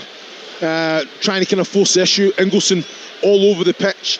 I think knew he was brave that he was going into that challenge there. And Calvin Phillips knows that he's going to get the ball first. But it's that momentum as well that he just kind of follows through a little bit and comes in the knee, and Ingleson, there's just no need for it. And you're bang on. As soon as the hands come up, as soon as the challenge is made, the referee sees it. That's you, you're gone. You're high. You actually come down the thigh and knee of Ingleson. There's no room for it. No, really poor challenge from Calvin Phillips. Perhaps born of the fact that he's only starting a second game in 11 months, maybe just a little ring rusty. I don't know whether. I'm just trying to find mitigation for him, but no getting away from the fact it was a red card offence, and the replay made it look horrendous. Free kick taken here by Wednesday's McNeil, chipped inside the penalty area, headed half clear. Adam Marola on the shot. There's Ndala that fired one in. Sariki can clear. Adaramola will be able to pick it up inside his own half. Ingleson just down in front of us, still off the field. He's showing the 4th official the wall wounds that he's picked up, courtesy of Calvin Phillips' left boot. And he'll be on again in a moment. Wednesday able to bring the ball forward down the left-hand touchline. Adaramola to Ndala. Now Ingleson back on, so it's 11 against 10 for a moment. United struggling to stick a foot on the ball at the moment. Otik Bayo riding a challenge, getting it away from Brooks. And it goes for Ndala. Ball inside the penalty area for him. Down, chested down by McNeil. Left-footed shot from McNeil. What a goal from Charlie McNeil. Sheffield Wednesday supporters away to our left-hand side. Absolutely jubilant. They've scored an away goal. And they've thrown themselves a lifeline back in this game. What a start of the second half they've had. 7 minutes which has seen Sheffield United's midfielder Calvin Phillips sent off, and the deficit halved with a goal of real quality from Charlie McNeil. It's their first away goal since Liam Cooper scored at Ipswich last year. And it's 2-1. It's an excellent goal. Winning second balls, playing with a purpose, driving forward, getting into good positions in wide areas, good quality coming into the box. Charlie McNeil just kind of hangs back. The ball's a little bit too big. Excellent first touch. Second touch, even better. And then you can actually, he's opened up the goal. So Michael Cooper's got a decision to make. Do I shuffle across a little bit? No need, because he asks that question. He pulls the trigger, goes low and hard to that near post and finds that spot. I don't think Michael Cooper can do too much about it. It's an excellent strike from Charlie McNeil. They can't, can they? Yes, they can. Football, we've had this discussion many a time, Jim. You know, Peterborough against Sheffield Wednesday. Remember that away game? Done and dusted, supposedly. Nope. Football throws these curveballs at you every single time.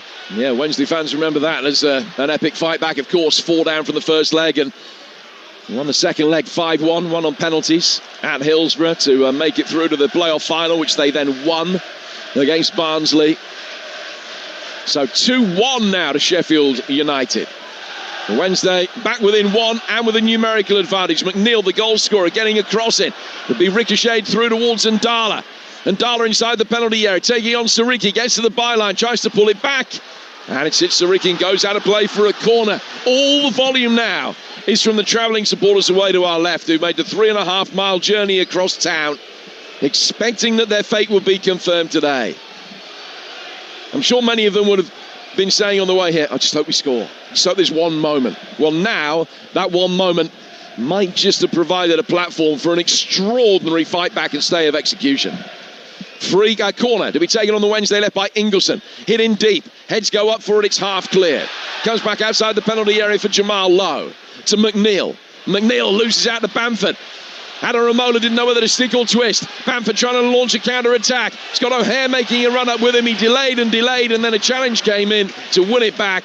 And Wednesday have got it inside their own half, 2-1. I just don't understand. Bamford, he's trying to come in to kind of release that pass to Callum O'Hare. You've got Andre Brooks breaking his neck down the right-hand side. That's the out ball. Here Wednesday come again with Liam Palmer. He's inside the penalty area. Fizzes it through the 6, and it's cleared by Tanganga out for another corner. Jim, this is what football's all about. Now we're going to have to see that other side of Sheffield United. Dominant, control the game, use the ball well. Now they've got to defend. Defend for your life. Stop the crosses coming in. Make sure you're switched on when players are getting into those areas in the 18-yard box. Open shoulders. Can you come? Sheffield United first contacts. This is where they're going to get asked the questions now. Ingleson to take this latest corner. It's Wednesday's 5th without reply. And it'll be taken off the right flank. In towards the near post, headed away. Comes back out for Ndala. Another ball in from Ingleson. Great shape on that. And it's headed just in front of Cooper by one of the Blades players. Incidentally, the Blades have made a change after Phillips' dismissal. They took Harmer off and they brought Ollie Arblaster on. Just a more defensive-minded midfielder than Harmer.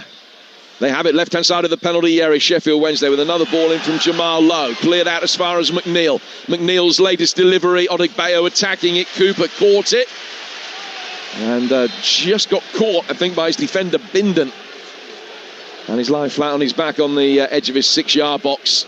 And that might be the cue for Chris Wilder to get his players over so that he can tell them how they need to adjust. They're down to 10 men. They still lead by 2-1. As things stand right now, Wednesday still going down here today. They will be sent down by the Blades for the first time in their history. But they're now not going down without a fight. No, 100%. You know, I think it's very much now they're going to... Can they use that, capitalise, use that extra man? The change makes complete sense. Hammer off. Arblaster on. It's all about just managing the game, seeing it out. They don't have to score again to win this game. They just don't have to concede, Jim. And I think that's the way that they've got to set up. Sheffield Wednesday, it's risk and reward. They're going to throw everything at it, and then off the back of that, you look at the attributes in the attacking areas for Sheffield United. They have to then capitalise. I tell you what, a silly card. He's lucky. It's a yellow card all day. So it's Odegbayo on Bamford as the ball is played forward, and he's wrestled him to the ground. Bamford about 3 yards outside the penalty area. But I don't think there is going to be a yellow card shown, amazingly. Talk to me that. I'm surprised. I'm looking down at Chris Wilder, and he's very, very calm, because usually he'd be right at the 4th and having a proper go at the referee because it's a yellow card all day long. But this is an opportunity. You look at like Harrison Burrows on the ball now, good quality coming in. Go get the 3rd goal. You know, they've got to capitalise at these moments, make set pieces count. So Harrison Burrows, hands on hips, stands outside the penalty area. He's taken 3 steps back. He's going to try and whip this in with real pace and swerve. Left-footed in towards the edge of the 6-yard box. 2 Sheffield United players went down. And one of them, Bamford, is back on his feet, racing with the referee, and he's pulling his shirt out to indicate what he felt was happening to him. Tanganga was the other went down. No complaints from him. And a goal kick is the verdict, and Wednesday can bring it away. It's 2-1 to United. You're not going to get a free kick there. Just go and put something on the ball. The ball from Harrison Burrows is perfection. You know, go and get that contact, a couple of yards from goal, get that 3rd goal, put the game to bed. Ramola getting away from Brooks. He's in towards the edge of the penalty area. Sliding challenge from Sariki. Another corner for Wednesday. Their 3rd of this second half. They're giving it a right good go. Sheffield United very much complicit in making life difficult for themselves here with the red card for Phillips. Wednesday pulled one back within 4 minutes of that. We've played another 6 minutes since. It's 2-1. Ingleson taking this corner. Liam Cooper trying to head it towards goal. Sariki timed his jump really well. Guided it out towards O'Hare. Now it's United's turn. Just a fly hack it away from the edge of their own penalty area, as Wednesday were doing in the first half. Very surprised there, because I think Callum O'Hare, he has that ability, that composure as well. I think he can just take a touch along the ground, see the challenge, can slow it down if he wants to, and if he is under real pressure, just clip it into the channel. Allow your defence to go up rather than just kick it out of play. Well, at half-time, the record books were being checked here in the press box at Bramall Lane. When was the last time that a side won a Sheffield derby by 5? Oh, it's never happened. And there was recollection from those old enough to remember the so-called Boxing Day massacre in this part of the world when Wednesday beat United 4-0. Christmas 1979. And there's been a lot of talk about this being revenge for that. Different feel about it now. 15 minutes into the second half, whole dynamic of the game has changed. That's it, and it's all about small margins, isn't it? We spoke about it, about discipline, having that structure before the game started. I've got to say, I think it will be, and you have to put it down to the rustiness, game time, game sharpness, whatever it is, because first half you couldn't tell. I thought excellent, everything about Calvin Phillips' game was outstanding, and then you say just that split second, he knew what's he doing, honestly. So it's Liam Palmer on Bamford. As the ball comes forward, Bamford trying to get round Palmer, who stood his ground and put his hands out and planted them into the chest of Bamford, and now Palmer's going to be spoken to. Yeah, well, I think that's something that when you're looking at Henrik Pedersen, especially Palmer as well, captain, it's important that they try and keep this advantage. You know, I think there's one player, is it Heskey, I think it is, it's on a yellow card, so it's important as well that they have that discipline. They've got to make sure that they have that numerical advantage as well, because that's the only way they're going to get anything out of this game, Jim. And Palmer just being spoken to, nothing more than that. He's only his fourth Steel City derby. He's never won one. Free kick to be taken by Sheffield United. Burrows, another good ball inside the penalty area, but Adaramola can get it away. Comes back out for Burrows. His first touch was a loopy one. Just came down in time for him to then volley it for Tanganga. Heads it on, straight through for Seni Dieng. Makes his way to the edge of his own penalty area and whacks it upfield. And Dala couldn't beat the hastily backtracking Burrows, and then it's headed down and out of play for a throw that'll be taken on the Sheffield United left. 2-1. I think he's excellent, Burrows, just there.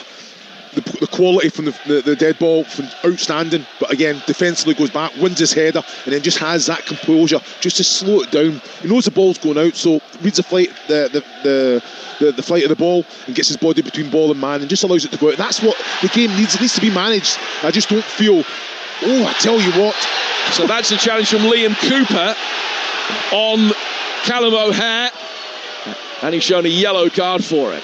It wasn't as bad as the Phillips one. It was a poor challenge. He was in very late. O'Hare trying to get past him. They can't deal with Bamford at all, and the centre-half's just taking it in terms basically to fell him. Liam Cooper certainly knew what he was doing there. He got more than a slice of O'Hare. Yeah, well, what you're saying, I think you're bang on. I think Bamford's that's going to be the outlet. They can't deal with it, so good quality into him. He can be strong enough to hold the ball up. He allows Sheffield United to get up. But more often than not, it's about decisions. They don't always. It's about keeping the ball. They've got a man less. It's important that their use and quality on the ball has to be better. So a double change for Sheffield United. Now we're going to see Kiana Hoover come on. He'll replace Andre Brooks, who scored in 4 of his last 5 games, but unable to have an impact today. And Tyrese Campbell, who got a couple at Hillsborough in November. He's not scored in 14 goals since, but he will come on to replace Patrick Bamford. You're surprised that Bamford's being withdrawn, because we've seen 3 instances in the last 5 minutes where Bamford positionally has made life difficult for each of the Sheffield Wednesday centre-halves, and all 3 have had to foul him. Yeah, I think you're spot on, but when you look at the attributes of Campbell, he's more in behind, so straight away if Sheffield Wednesday now are throwing everything at it, stepping up high lines, where's all the space in behind, so now Sheffield United can go a little bit more direct, play over the back of that defensive unit of Sheffield Wednesday, and Tyrese Campbell's going to pose that threat. He was also the man that scored the winner in this fixture last season back in November 2024. He's in possession now, getting to the byline, and he's kicked it out of play. I think he was trying to buy a corner there off Adaramola. He's trying to knock it into him, but it didn't take the touch that he needed. So straight out of play for a goal kick. 19 minutes into the second half. A reminder, we're playing with the rainbow ball today, a symbol of the league's ongoing commitment to ensuring that football's a welcoming, safe and inclusive space for every supporter in every stadium. A worthwhile cause. McNeil. That was a rash challenge on O'Hare. Went for the ball, swept him down, and he is now yellow card. So that's 4 Sheffield Wednesday players on a yellow card. Heskey, Ingerson, Cooper and McNeil. I understand McNeil's reaction there. I thought it was a foul. It would have been a soft foul when you're looking at Arblaster on him there, and it's just a reaction. He is late. So if the referee was on the ball, and I think he's been excellent today, I think pull that one back, and it should be a Sheffield Wednesday to McNeil for the challenge, albeit he can't put that challenge in on Callum O'Hare there. Another free kick to Sheffield United. Burrows will take it. 2-1 to the 10-men Blades. 2-0 up when Phillips was dismissed. Burrows taking the free kick. Long ball swept forward, and it bounces just down by a black balloon over on the right-hand side of the penalty area as the yellow flag came up of assistant referee Darren Williams on the far side. And offside gives the free kick the way of Sheffield Wednesday. It's 25 minutes left. They need to score twice to avoid the ignominy of being relegated here. And as we've said, it will only delay the inevitable. There's nobody under any misapprehension about what the net result of this season is going to be. But if they could avoid it happening here, it would make their campaign. It would, without a shadow of a doubt, if they come back from 2-0 down to win here, that is their season made. Yeah, you're spot on, and that's the importance of it. You know, you talk about the human element, the fans, the football club, the history. That's something all that Henrik Pedersen was alluded to, and everything that he speaks about. It would be massive. They still have to go and do the job, but they're very much in control. They look the more threatening. Palmer on the right-hand touchline, ran out of room. It's a Sheffield United throw. He's taking it on away from O'Hare. See, I like this change with Keanu Hoover coming on, because he has that understanding. At times there are 5-3-1 or there are 4-4-1, and it's so important, because he's played that full back, he's played that wing back, and he has that energy and athleticism that he can go up that energy up and down that right hand side. But you can understand it. You see him drop in sometimes, and he's in a flat four, and then can he go and get in the advanced areas as well, winning good possession of the ball. Well, the first half of the game, it was 76-24, the possession in Sheffield United's favour. Second half, 73-27 in Sheffield Wednesday's favour against the 10-man. It's such a completely different game now. There is Hoover getting the ball away down the Sheffield United right. He has made 6 Premier League starts this season, Hoover, for Wolves. For his loan move here to Bramall Lane.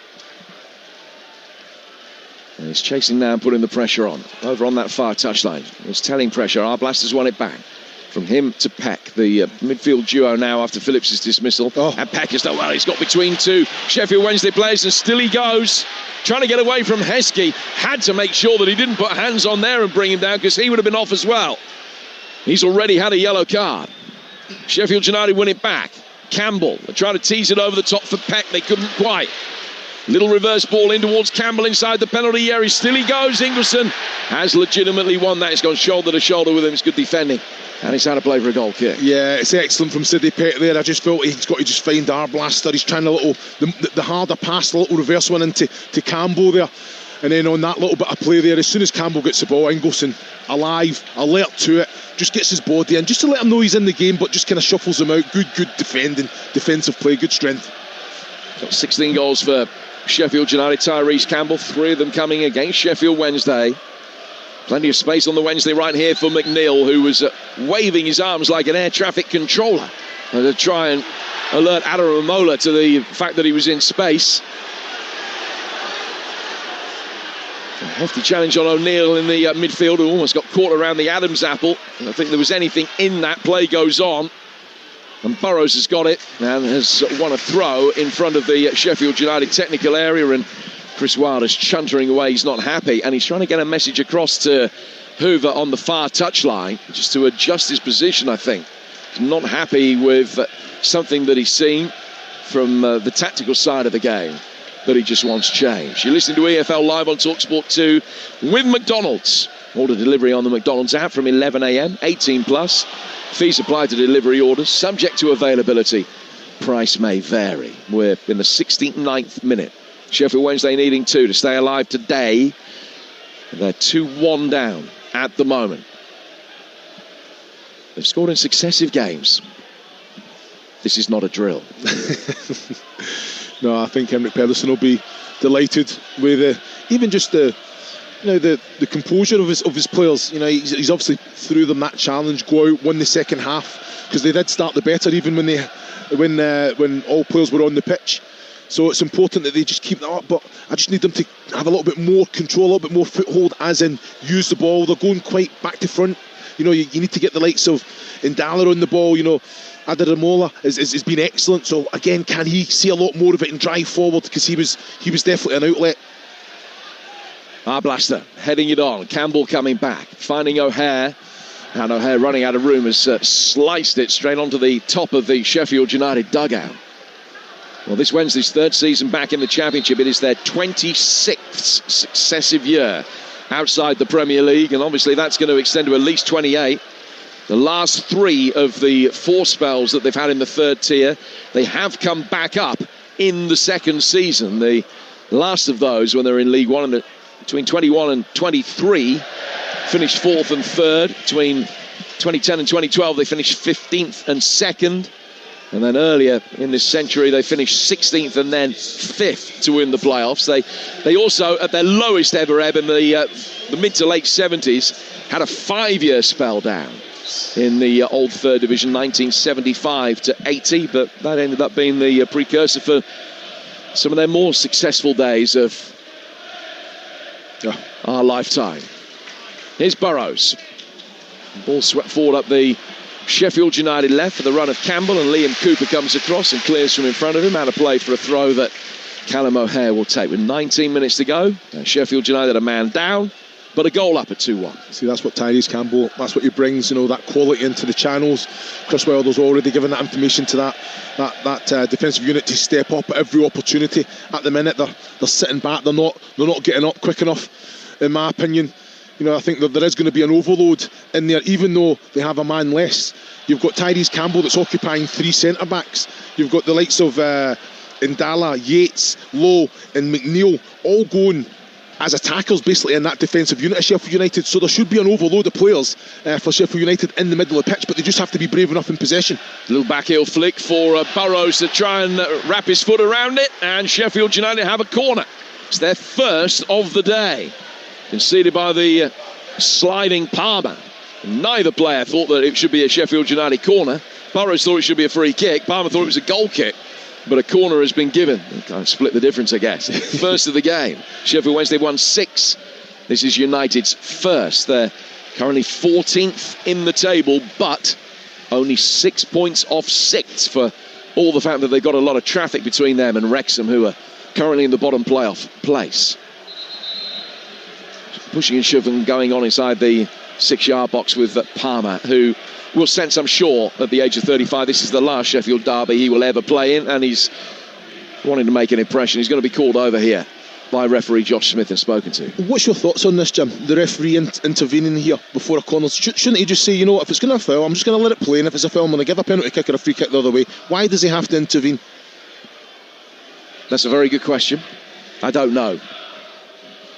Come back to it in a moment. In it comes towards the near post. Oh, vicious in-swinging delivery. Now he does intervene as 3 players end up in the net. One Sheffield United player has put 2 of his Wednesday adversaries in there. Tanganga back on his feet, protesting his innocence as he walks past the referee. I guess I don't know the answer to the question. You don't tell people not to handball it before something happens. Yeah. You just don't put a bad challenge in here. So I understand exactly what you're saying. I guess that it's just become part of footballing culture. There will be a bona fide reason for it. Yeah. I'm sorry that I don't know what that is. But the warning always given, seemingly, and invariably followed by a defensive free kick after that. O'Hare plays it forward. And then it'll come off Odegbayo, the young Irishman.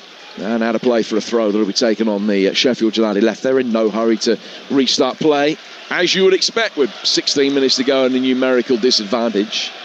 O'Hare picks up the ball and he just punches it back towards Burrows, cradles it in his right hand and tiptoes forward, preparing to take this throw for Sheffield United. Into space and then into the feet of Tyrese Campbell. There's a good challenge on him from Odegbayo. Cleared down the Wednesday right-hand side, but one back by Bindon. The Kiwi knocks it forward, but one bounce straight through the Sheffield Wednesday keeper, Dieng. Bindon's done fantastically well, good control as well, but then just to lash it straight to Senny Dieng, I think Kiana Hoover's on, I think Tanganga's on. Ball over the top. Sorry, Chris, at the other end, and Jamal Lowe couldn't get there. Cooper can. Yeah, this is where they just slow it down now. But that's, for me, again, this defensive unit, this 4, needs to just step up from Sheffield United. That just allows the likes of Arblaster, Sidney Peck, Callum O'Hare, Keanu Hoover to go and pick up second balls in the right area and then try and play from there. Arblaster battling in the heart of the midfield. Wednesday trying to get it forward. It was Jerry Yates. United can reach the Wednesday penalty area where it's cleared. Then back in from O'Hare. Burrows trying to take it on. Couldn't. Bayo off balance, knocks it away on the half volley. Back heel flick from Yates. Well intentioned, but it certainly hasn't come off. And Burrows has it now in towards Peck, and Ingleson was in strongly on him off the ball. Hoover is free on the Sheffield United right. Arblaster will knock it down to him after good work from Sariki. Now Peck on the edge of the penalty area, taking it on, twisting onto his left foot. Shot that was blocked by Cooper. And now Hoover loses out. And here come Wednesday bringing it forward again. Hatter and Mola. They've got 15 minutes to score twice to delay the inevitable. Ingleson back out of the Sheffield Wednesday left. Through the midfield for Liam Cooper, the former Leeds man. Down to Liam Palmer. Palmer on the right of the 3 centre-halves for Wednesday. There's a little bit more action on the bench. It looks as though another change could be imminent potentially. It's a good flick round the corner, but Adam Ramola is offside. It was a shot that was Ndala, I beg your pardon, a shot that was saved anyway by Cooper at the near post, and it's a free kick that'll be taken by Sheffield United just outside their own penalty area. 2-1, and now 2 Wednesday players are down from separate incidents. Adam Ramola is one of them, and Liam Cooper is the other. Yeah, like you say, there was a coming together there, but it was better from Sheffield United. Just went a little bit too early. I think if there's no contact on the ball whatsoever, I think possibly he might be onside, but as soon as he takes that touch to flick it round the corner, I think Ndala's going to be offside in that situation. So Adaramola is holding his hamstring, Liam Cooper his inner groin, and both are in significant discomfort. Now, Sheffield Wednesday haven't made a single change as yet, but they might have to make 2 here. And both are lying down, pain etched across their face, and receiving treatment from separate members of the Sheffield Wednesday medical staff here. Yeah, well, I'm looking at Adaramola. There was no one near him at all. Keanu Hoover hadn't challenged, and then just seeing it on the monitor now, when Liam Cooper goes to kick the ball, again, something gives way. So, again, 2 look serious as well, both. Yeah, that's the last thing you need. Exactly. When you're in this situation, and it's all hands to the pump, and then you lose 2 players to freak injuries in the space of 10 seconds in completely unrelated incidents. I'm kind of prejudging it, but hard to see Cooper being able to continue.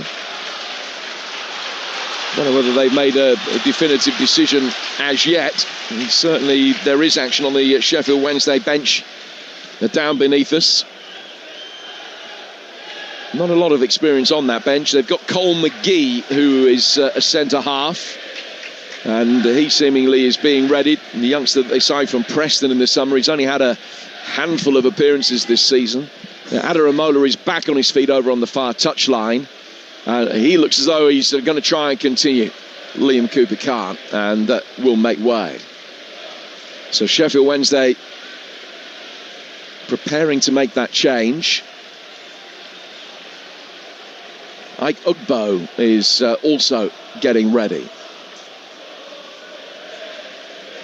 Ugbo's certainly not a centre-half. I mean, Liam Cooper can barely walk off the field here. Far too much pride to be stretching off, but he's just given a rallying cry to his teammates who come to console him as he leaves the field. So he will come off, and Ugbo will come on to replace him. So it's an attack-minded change, but needs must, I guess. Yeah. They're going to be bringing McGee on, and then they've changed their mind. So Ugbo, who is a right winger, former Chelsea trainee, the Canadian international's had a spell in French football, hasn't scored a league goal for the thick end of 2 years and more than 50 games. Be a pretty decent time to get a double. Yeah, very much so. I think when formation just kind of goes out the window now, it's just about getting players on that can get on the ball, can be direct, can drive, can pull players out of position, cause a little bit of kind of organised chaos. So what are they going to do? Are they going to keep the shape and drop Ingleson in at centre-half? Or are they going to... I think they're going to flatten off. Adaramola has received treatment, so he can't come back on. So I think Ingelsson has gone out to the left, but he's playing kind of as a left wing, left back just for this phase of play until Adaramola is allowed back on. And I think they will flatten off to a 4. Ingelsson in that makeshift left back position has lost possession to Tyrese Campbell in a dangerous area. Blaster on the edge of the penalty area. Peck couldn't get it into his stride to be able to bring it forward. And then Wednesday will get it forward for Ike Ugbo down the left-hand touchline. Sariki's come back. He's been fouled. Free kick to United near halfway. It's 2-1 Sheffield United. They were 2 up inside 20 minutes. In fact, they were a goal up in the second minute. But the dismissal of Calvin Phillips has completely changed the momentum of this game. Charlie McNeil scored for Sheffield Wednesday, not far on the back of that. They haven't been able to add to that McNeil goal in the near half hour that we've played since then, and it's still 2-1. With action on the United bench as well, Kjelda is going to be coming on in a moment. As Wednesday work it forward and lose out. O'Hare, time to pick his options and work out who was where. He found Burrows. Burrows puts his left foot through. It just got caught off the ball, I think, by Yates. Play goes on with Heskey. Back from him to Odigbayo.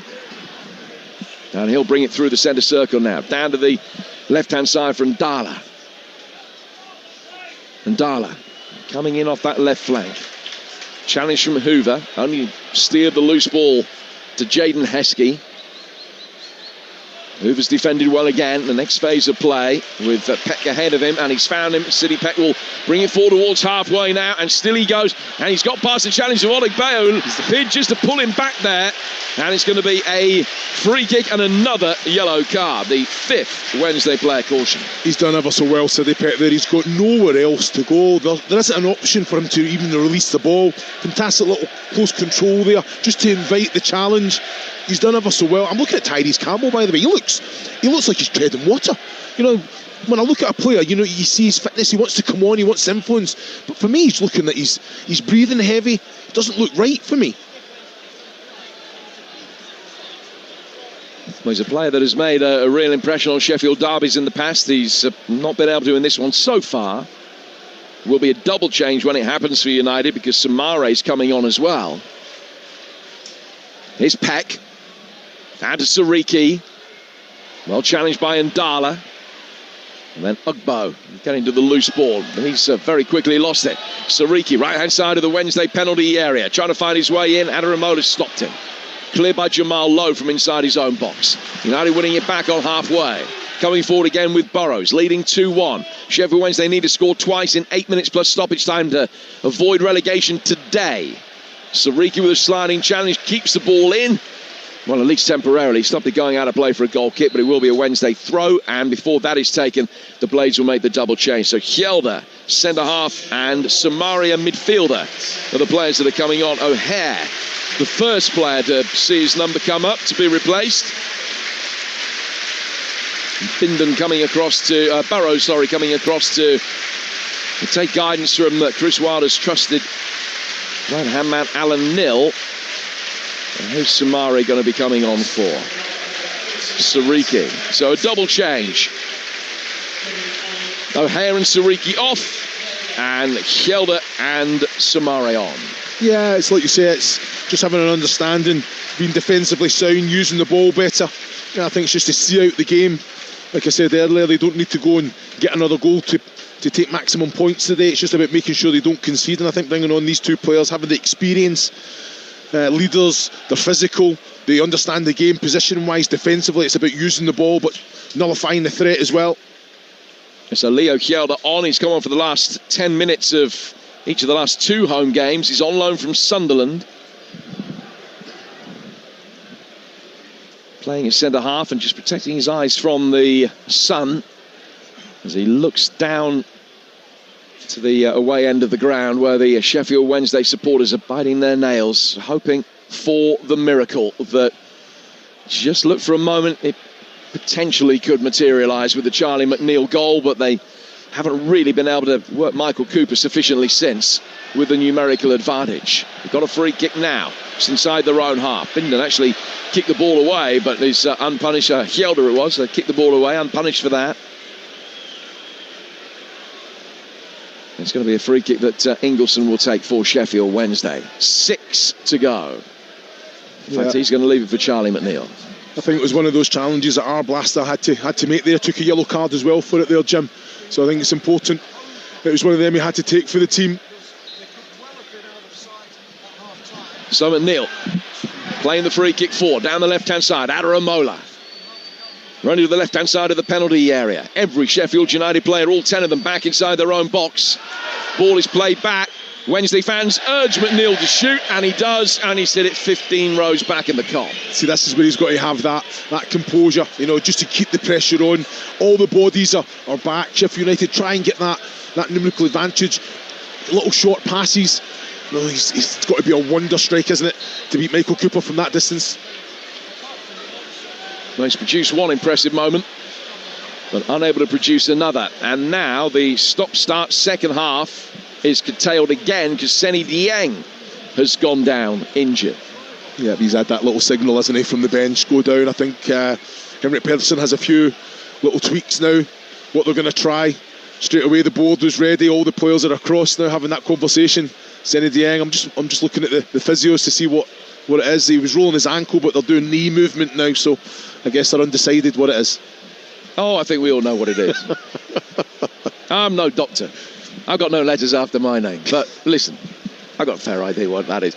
And with the laws as they are, I would want, as a Sheffield Wednesday supporter, I would want my goalkeeper to do exactly the same. 100%. I've got no problem. It's a loophole. It's a ridiculous loophole that's got to be eradicated from the game. But it's there. So exploit it. You're in this position.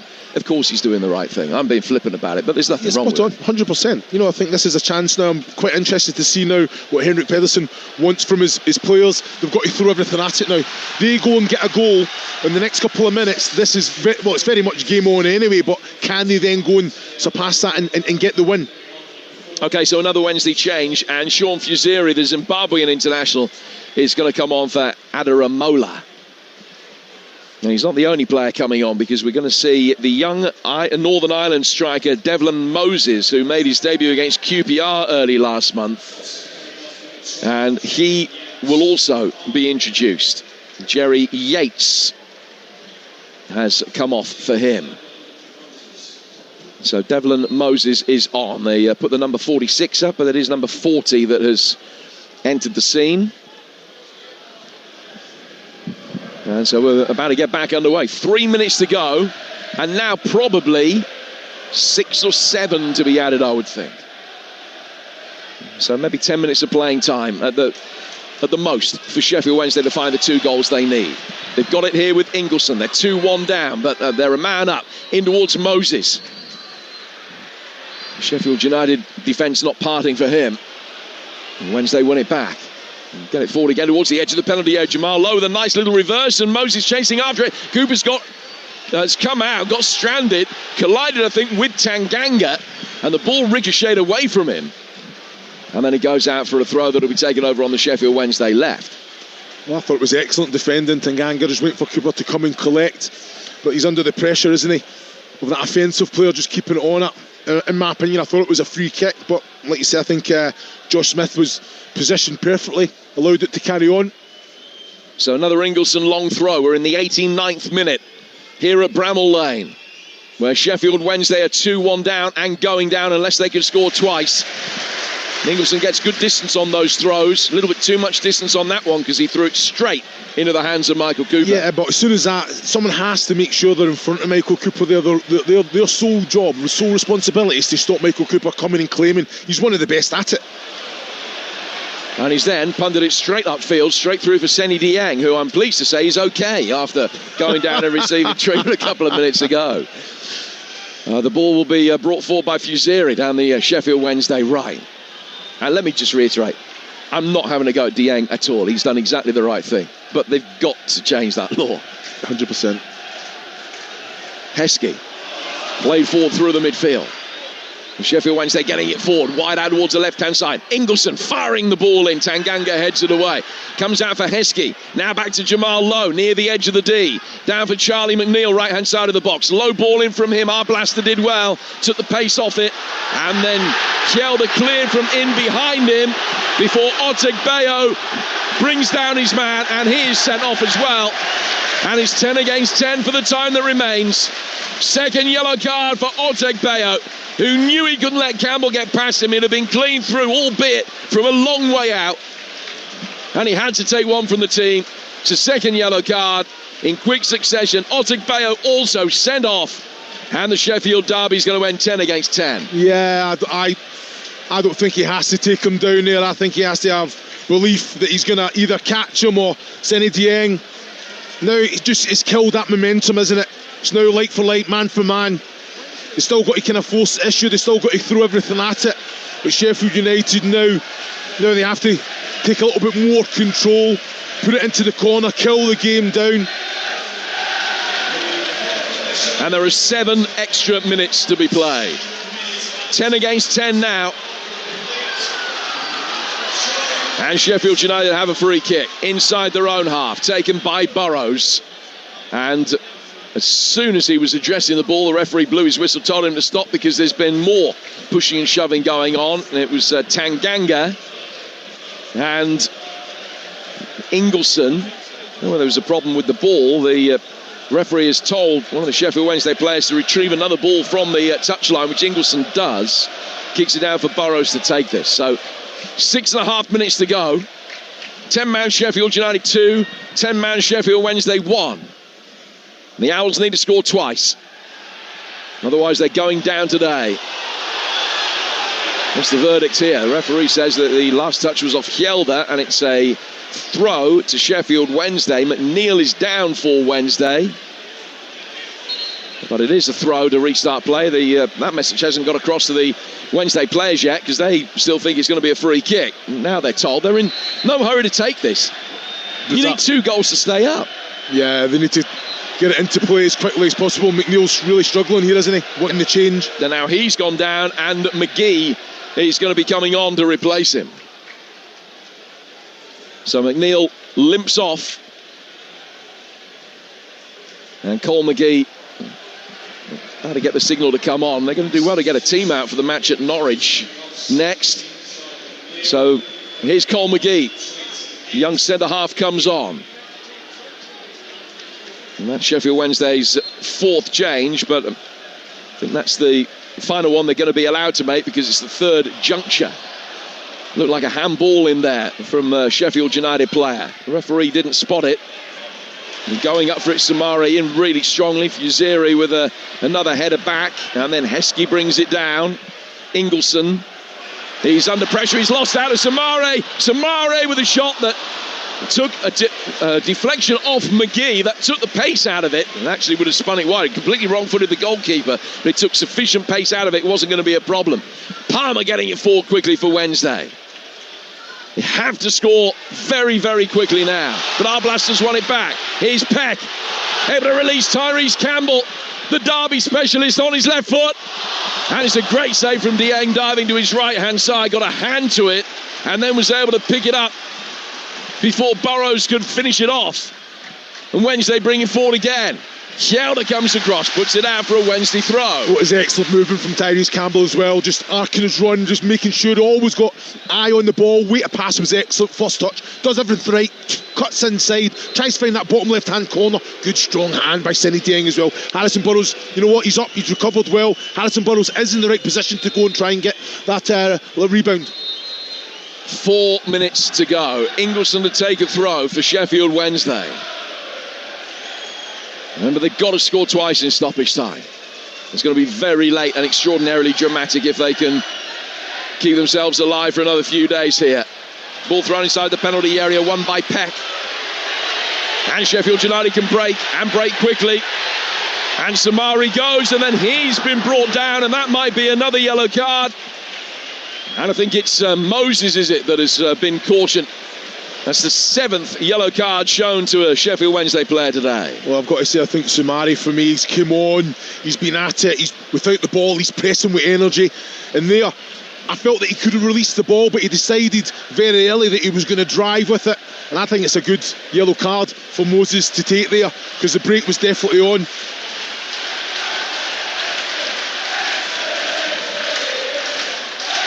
Sheffield United supporters in fine voice. They're 2-1 up.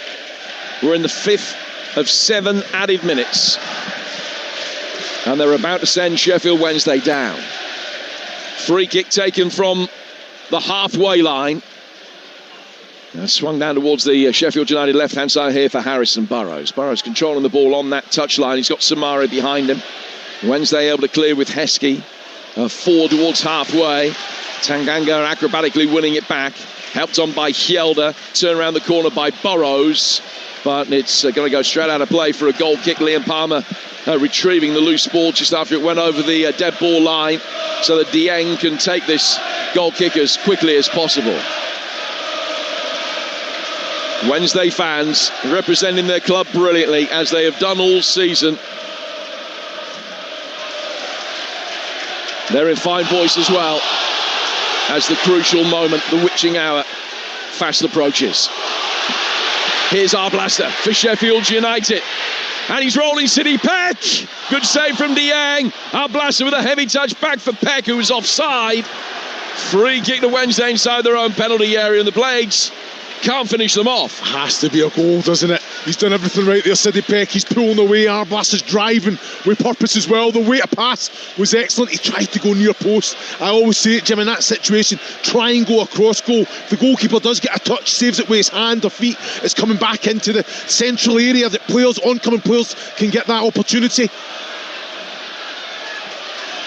McGee back to his goalkeeper Dieng. Side foots it out towards Fuziri. Fuziri trying to take on Soumare. Lost out. Soumare flicking it forward. It's Campbell. Now it's Burrows. It's Tyrese Campbell again. The left-footed shot that was blocked from the Wednesday defender in front of him. And he comes down and out of play for a throw that'll be taken on the Sheffield United left. Hjelde's kicked the ball away. Chris Wilder urging the home fans to sing them home from here. They've only got about a minute or so worth of action left. And an inflatable Pink Panther has just been thrown onto the Wednesday dugout. Just when you think you've seen it all, there's the inflatable Pink Panther. Burrows with a quickly taken throw down the line. There's I thought a push. The referee didn't, and said that the last touch of the ball came off a Wednesday player. And it's Palmer who is very irate, and he's pointing an admonishing finger at the referee.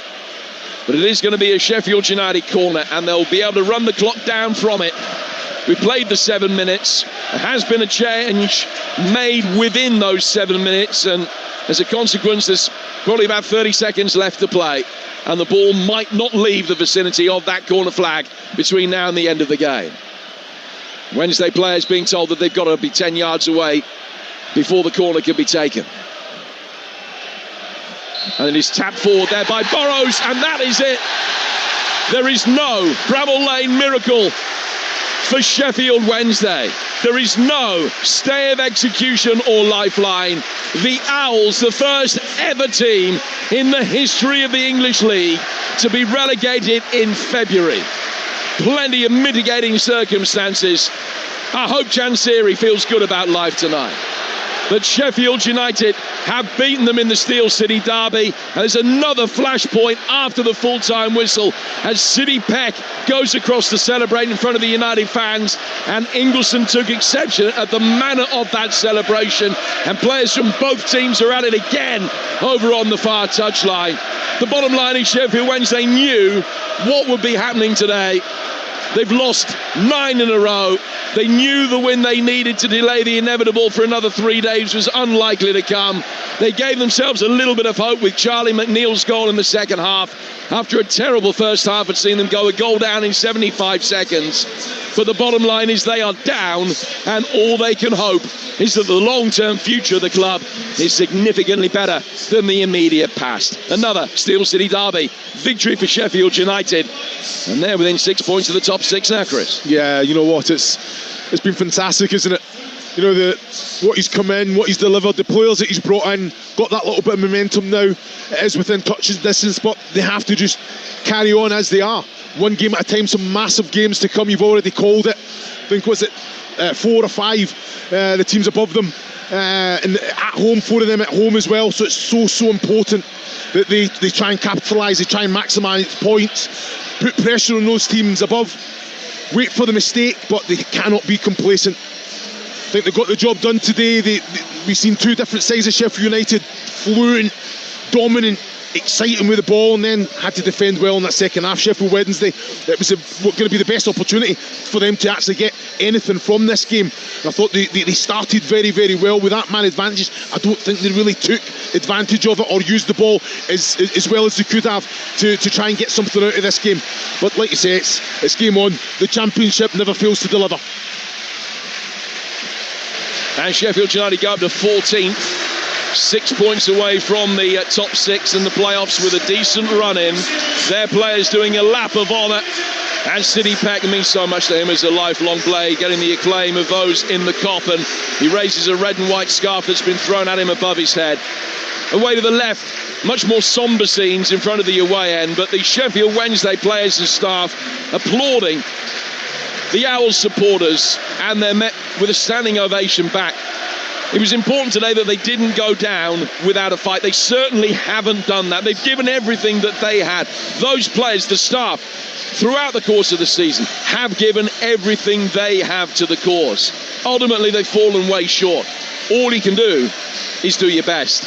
And I think, to a man, they will all be able to look themselves in the mirror and know that they've represented their club in the best possible manner over the course of the campaign. Yeah, I couldn't have said it better myself. I think that's exactly what it is. With all the difficulties above, outside, away from the pitch, they've had to go on there, very, very stretched squad, players going out, not getting paid, staff not being paid, being around that environment, but they still have to go and get the result on a game day.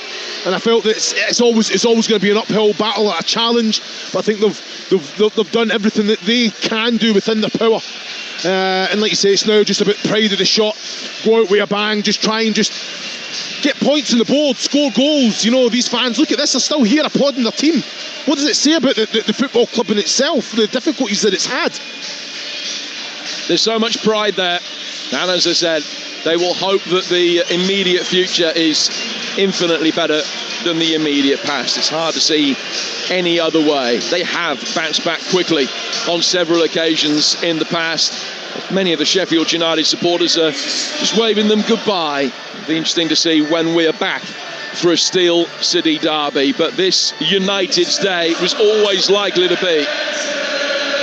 And the bottom line is, after the season that started so badly for them, what will they yet be able to achieve? They've won the Steel City derby, and it's time now to pick our man of the match with McDonald's.